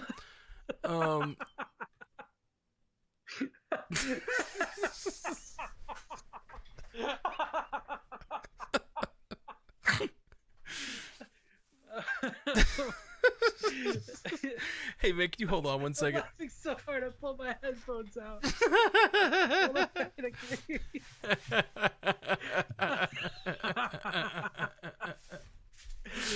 Oh, man.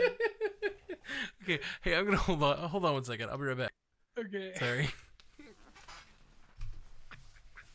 Oh my goodness. Oh shit.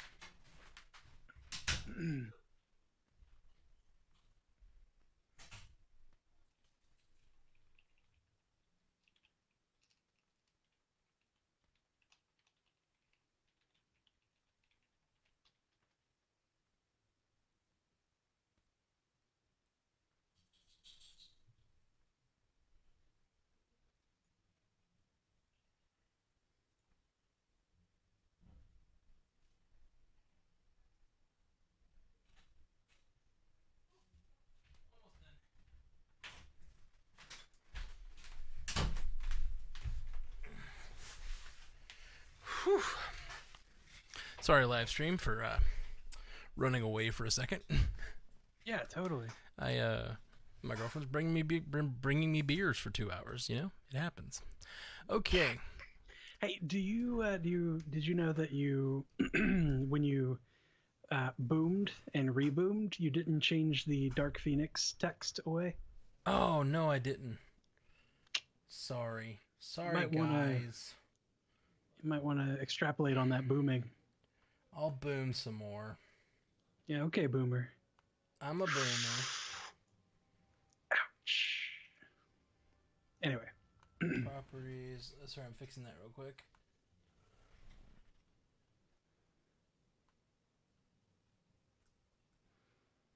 Do it, Matt. Do it.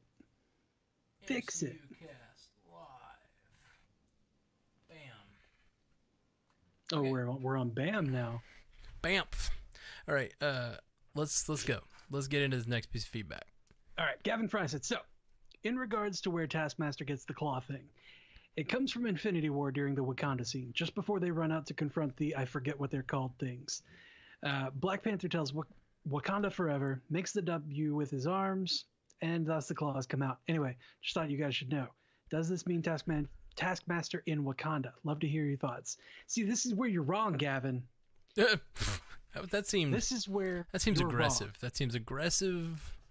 I don't feel like Black Widow happens before Infinity War in the timeline.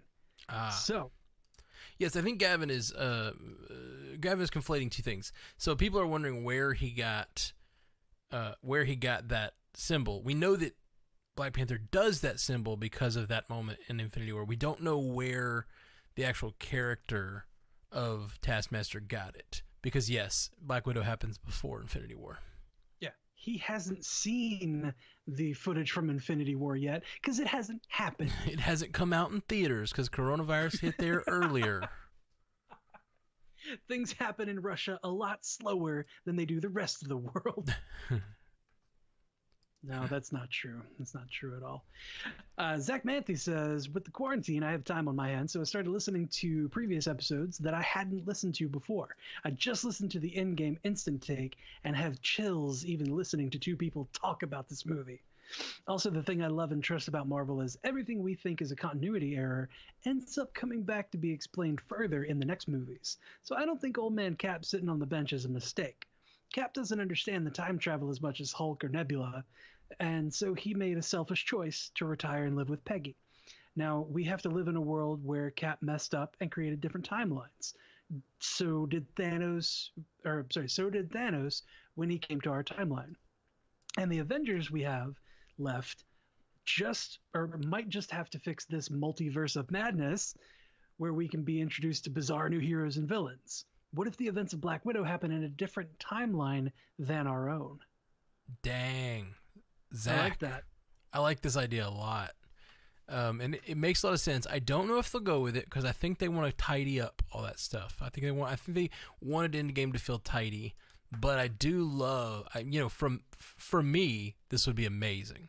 I don't know if for the general audiences this would be amazing. I don't know if everybody would follow it, but I love the idea that they come back in Multiverse of Madness and explain that, well, the reason we have to have this movie, we've come here we're gathered here today to have this movie. Thank you all for coming. Thank you all for coming. We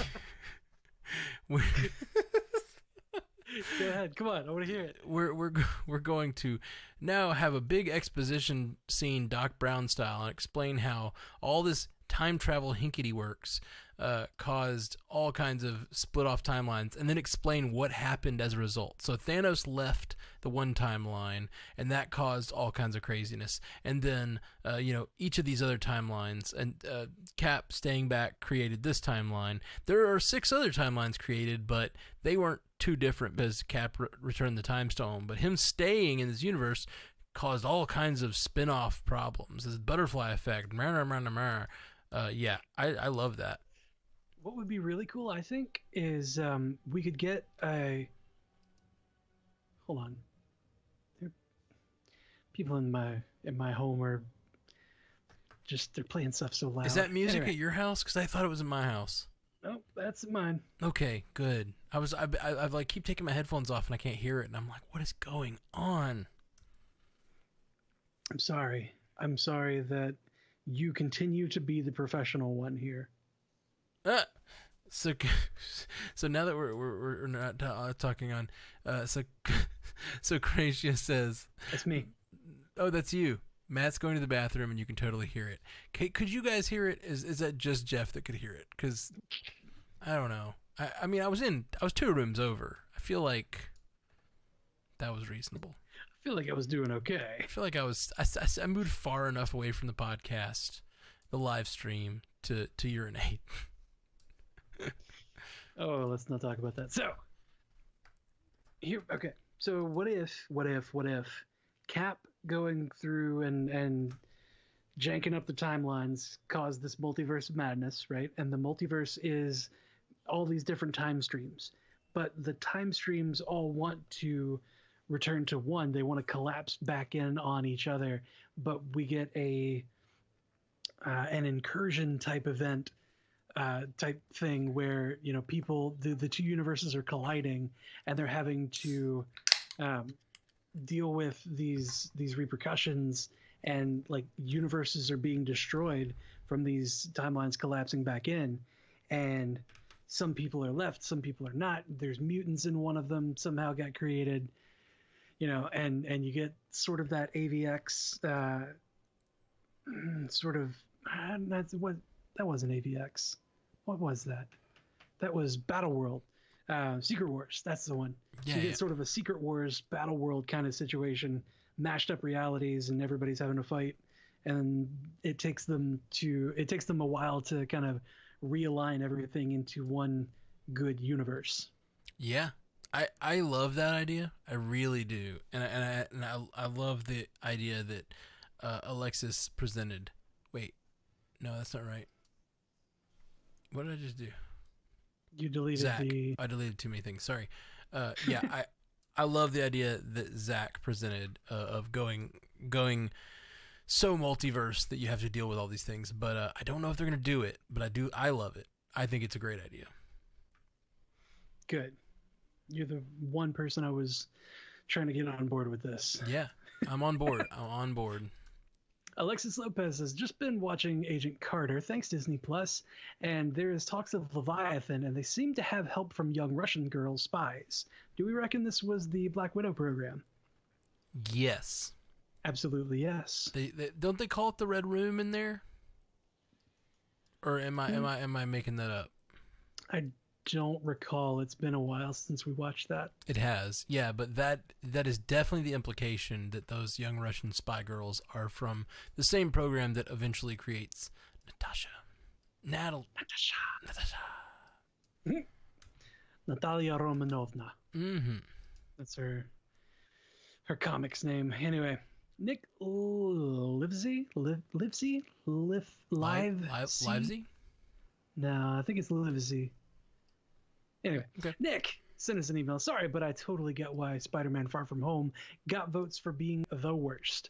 The first half of it felt like National Lampoon's European Vacation. I watched it constantly wondering when Chevy Chase would turn up. I love all the Stranded Panda pods, guys. Giving you 5-star review here in Australia, but not sure you get to see those reviews in the US. I'm a bit behind on the Altered Carbon pods, hoping you can make sense of the first season for me. Stay safe and keep going. Well, thank you, Nick, for the 5-star review. And yeah, you please stay safe too. Actually, that's an interesting question about the podcast and whether we see this. I know that the iTunes are different depending on what country you're in. I don't know if we see his reviews. But again, let us say, if you do a review for us, especially during one of our t-shirt giveaways, if you do a review and you send it to, take a screenshot and send it to us, we will happily give you credit for it and put you in the running for the t-shirts and the other things that we do. The giveaway for the Avengers game that we're going to be doing soon. Yeah, so Spider-Man Far From Home. Yeah, it definitely seemed like a kids, like a teen comedy, but that's what it was. So I guess I didn't mind it, but I hear you. I hear ya. It was a teen comedy that had this background of Mysterio going on. And, at the time, I was so excited that was happening. I was so just pumped to see Mysterio and see Mysterio done well. And Mysterio was done so well. But then, the discussion happened and the discussion happened of why is Spidey always dealing with Tony's shit? Like, why doesn't Spidey get to deal with his own villains and his own story? And I was like, yeah. Why doesn't Spidey get to deal with his own stuff? I guess it just doesn't bother me because it just feels like I understand having that issue, but it is just tied. That's what makes me like the MCU, because it's all tied together.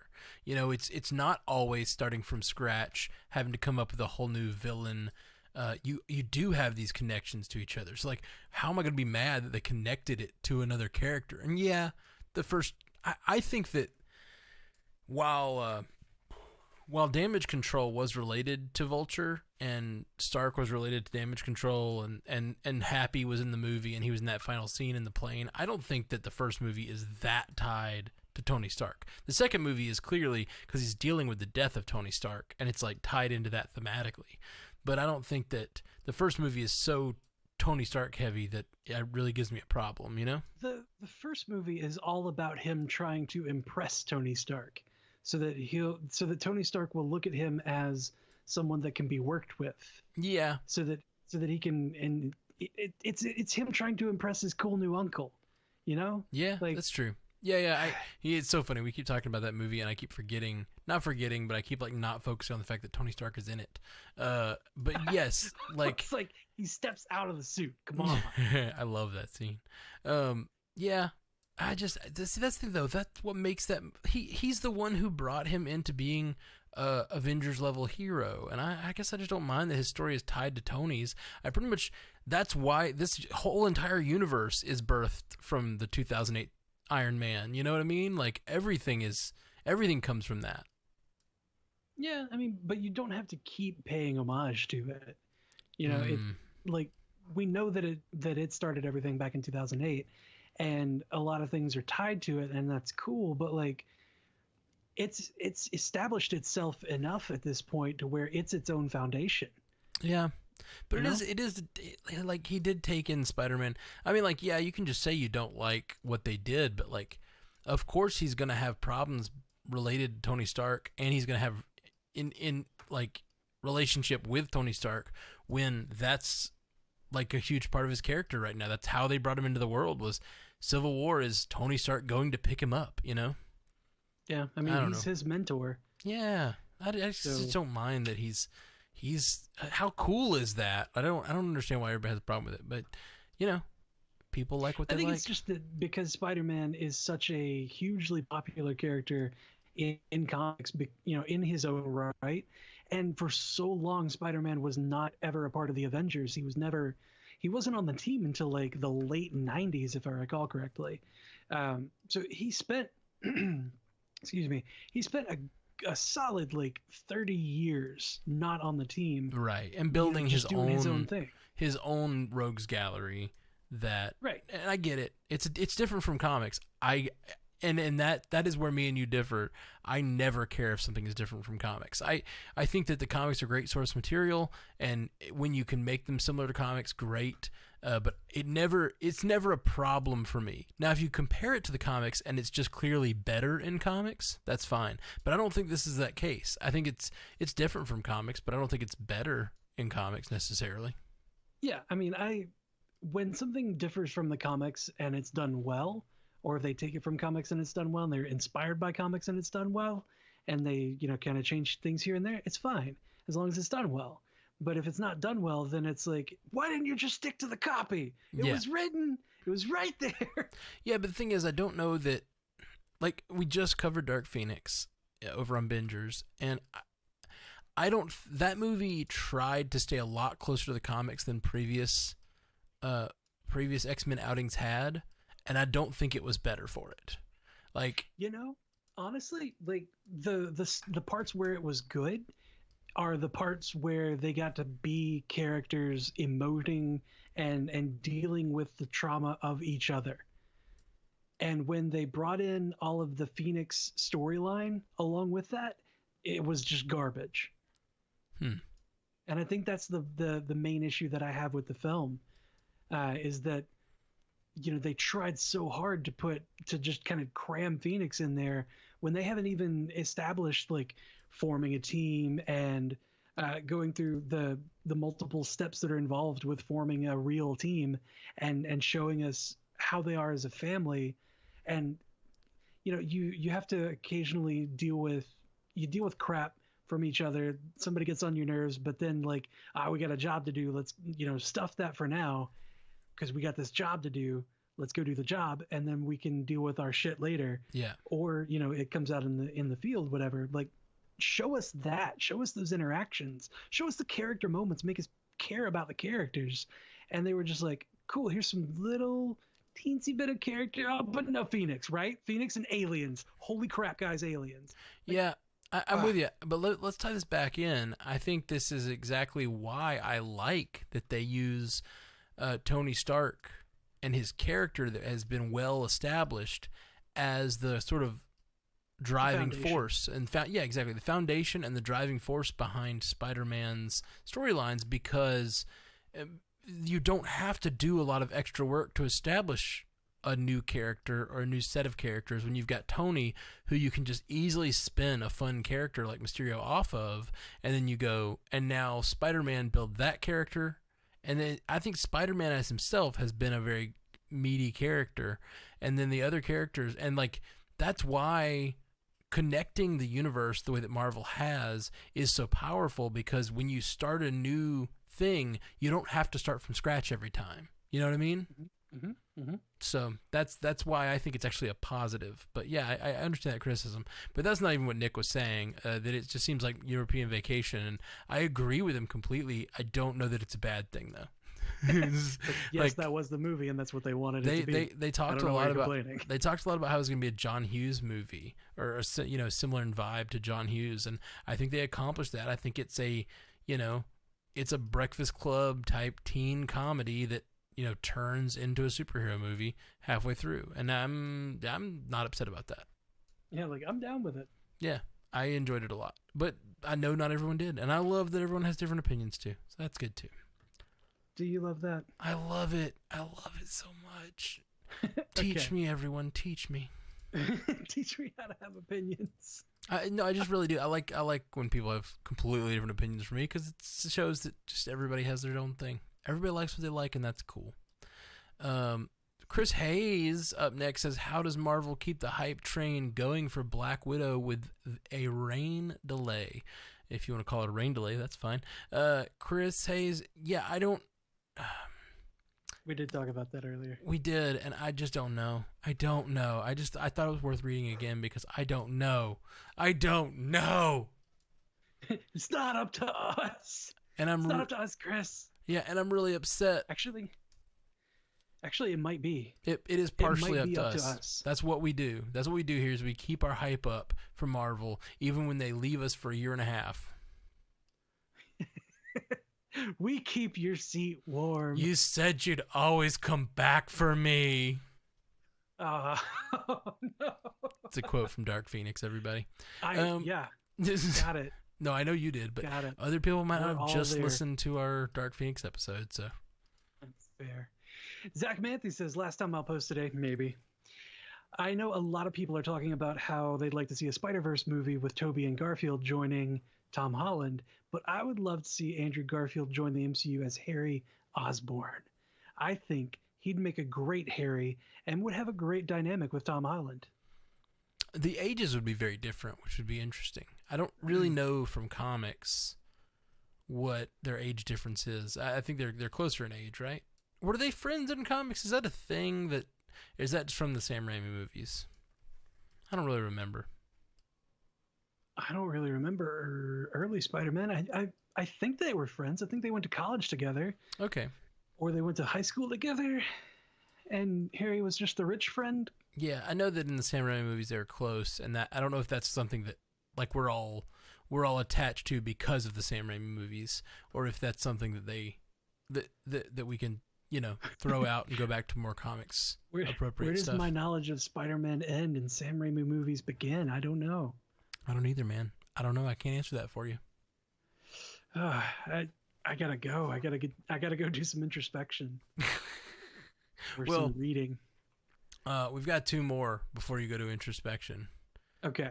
Zach Manthe also says, still in an endgame kick and had a thought. Cap's shield is made out of vibranium, which we are led to believe is indestructible and the strongest metal in the world. Not even Thor's hammer can break it, and that's the weapon of the gods. Yet Thanos chips it down to nothing with his sword. What if Thanos' sword is picked up by damage control after the battle and studied, and we get a new element in our universe? Adamantium. What do you think? I don't know, man. I kind of like that adamantium was made by humans. So, it's an alloy. There's a process made by humans. It kind of, I kind of want to give human scientists a thing. Like, give them a medal. Well, they already have, vision. But they don't, though. Yeah, I guess he is made from vibranium, and Dr. Cho did work on him a lot and make that whole thing possible. I mean, really though, it was Ultron. And Ultron is kind of the consciousness of the Mind Stone. Yeah, this got us on a whole conversation in the thread on the MCU Cast chat group on Facebook, where we talked about I think it's interesting because I think that the entire battlefield could be rife with storylines going forward, just like the Battle of New York was, Oh, yeah. But it's hard to know because when Tony snapped, a bunch of the ships disappeared and a bunch of the people disappeared. So like some of the inanimate objects disappeared, but it doesn't seem like all of them. So I don't know, because it definitely is still a field full of destruction. And like the entire Thanos' ship, Thanos' like flagship that was firing at Captain Marvel took it down and it fell into the water. And I don't know if it disappeared, because it's very possible we'll get, future movies start with like, what's his name? James Cameron going down to the bottom of the ocean to check out the wreckage of Thanos' ship, and seeing what's going on there, and finding the next MacGuffin. Oh man, just like we get like a Matthew McConaughey on a boat.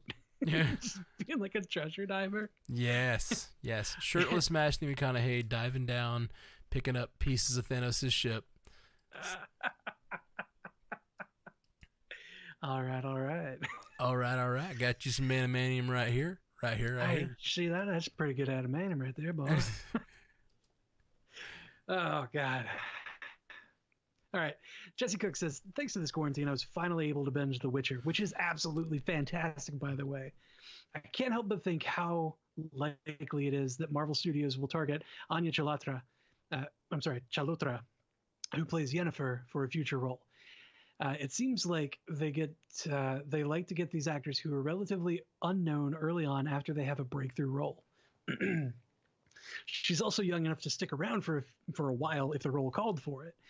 With that said, I'm really struggling to fan cast her in my head. The first thought was Kamala Khan, but with Ms. Marvel being a few years away, plus things likely getting pushed back due to COVID-19, I feel like she may be a little too old for that role. Does anyone out there have any other ideas? Also, for the record, if you guys ever decide to cover The Witcher on some sort of Stranded Panda platform, I'm totally here for it. I haven't seen The Witcher. I don't know who this person is, so this one's for you, Jeff. Okay, so she plays a character that is sultry, sexy, and powerful in her own right. Well, now I need to watch The Witcher. And she embraces that sexuality to empower her even more. And she is basically taking control of her life. And she's a really strong character. She's really, and she's a beautiful lady. So all of that together, and I think that I have the perfect one. I think I have the perfect character in mind for her, is Jessica Drew, Spider-Woman. Nice. And I say that not just because Spider-Woman, Jessica Drew, is a dark-haired person. It would be really easy to just keep her dark hair like that. She's got the build for it. She's got the acting chops for it. She embraces the sexuality the same way that the Yennefer character does. She's got one of her powers is pheromone control, so kind of charm people into doing what she wants out of them. She's a really good spy. She was an agent of Hydra at first, and then SHIELD later. So, she's got the chops, and I think that character suits her quite well for it. I just don't know how they would introduce her at all. Very cool. I think that you did a good casting job there. It sounds like the dark hair, you got the look. Excuse me. Sounds like with the dark hair, you got the look, and then you also got the character and like her ability as an actress to capture a certain type of role. I dig it. Yeah, I don't know much about Spider-Woman, and I don't know much about this actress. So there you go. And should we do a Witcher podcast if we end up trapped in our houses too long? We're halfway through Altered Carbon, which, by the way, guys, we are doing an Altered Carbon watch 3 days a week, Monday, Wednesday, Friday. On Bingers Assemble. So if you're not following that podcast, go like it. Watch Bingers, watch Altered Carbon with us. It's been, I love Altered Carbon. It is a very adult show. So if you're not into that, or if you're not an adult, it's probably, there's probably an age limit. You should not check it out. If you're not an adult. It's probably like a 13 plus kind of thing. So if I know we have a few, I don't know what age kids do things. Oh man, that is so not a 13 plus kind of show. Okay, That was 18. not- Okay, 18. Yeah, you're right. You're Yeah, right. straight up 18. You're right. or No, yeah, I older. just remembered a certain scene. Yeah, 18 year and up. Go watch Altered Carbon and come check us out on Bingers Assemble, where we're covering that day by day, just to throw some extra content into the world for this COVID crisis. And we're gonna keep doing that. And you guys join us if you can. And on the Altered Carbon watch, where was it going? What was it talking about? There's a reason I brought all that up. You're going Altered Carbon into The Boys. Oh yeah, we're going to do and then Altered you're gonna Carbon, do The Witcher. then The Boys, and who knows if The Witcher's the show? You guys keep letting us know. By the way, what are you doing now, Jeff? Are you stuck at home, or are you still going I'm at in? home. You're at I'm home. working from home. Yeah. I'm currently on 3 projects, Ooh. and we're doing pre-sales on another one. Wow. Okay. Cool. Well, it sounds like you're really busy, but I don't know if you wanted to be involved with The Witcher if we do a Witcher thing. I would love to be involved with the Witcher thing. I really love the show and love the books, and I really, honestly, I saw Henry Cavill come into his own as a character that, like, he was actually acting. He had to act, and it was phenomenal. He was such a good Geralt of Rivia. Neat. I know nothing about it. I haven't seen the show or watched or played the game. I mean, so Or read the books. Oh, is there books too? See, I don't even know. Yeah. I don't even know, guys. I don't even know. All right, guys. Well, we are the Marvel Cinematic Universe Podcast. Hit us up at mcucast.com, at mcucast on Twitter, facebook.com/mcucast, mcucast@gmail.com, or call us at 573-CAST-MCU. That's so good. Thank you. We'll be back soon. Send singingtelegrams.com if you want to send a phone call singing telegram to someone trapped in isolation. Reach out via Matt. Read out via Matt. I'll call him. I'll read a message. I'll sing a song. It's gonna be great. Send singingtelegrams.com. Ding. Put Matt to work. Put Matt to work. Marvel Cinematic Universe Podcast, brought to you by sensingtelegrams.com this week. All right. Peace, guys. Until next time, true believers. Good job. Well, live stream, that is all from us today. We're going to get off the phone and we're going to record an ad that you probably don't care to listen to us read an ad. We stumble through ads a lot. We do stumble through ads. So we're going to do that. Thank you for watching, though. Thanks for hanging I don't out, think we had guys. a lot of feedback during that last one, so there's nothing to read. Cool. Well, guys, we'll be Until next time, true believers.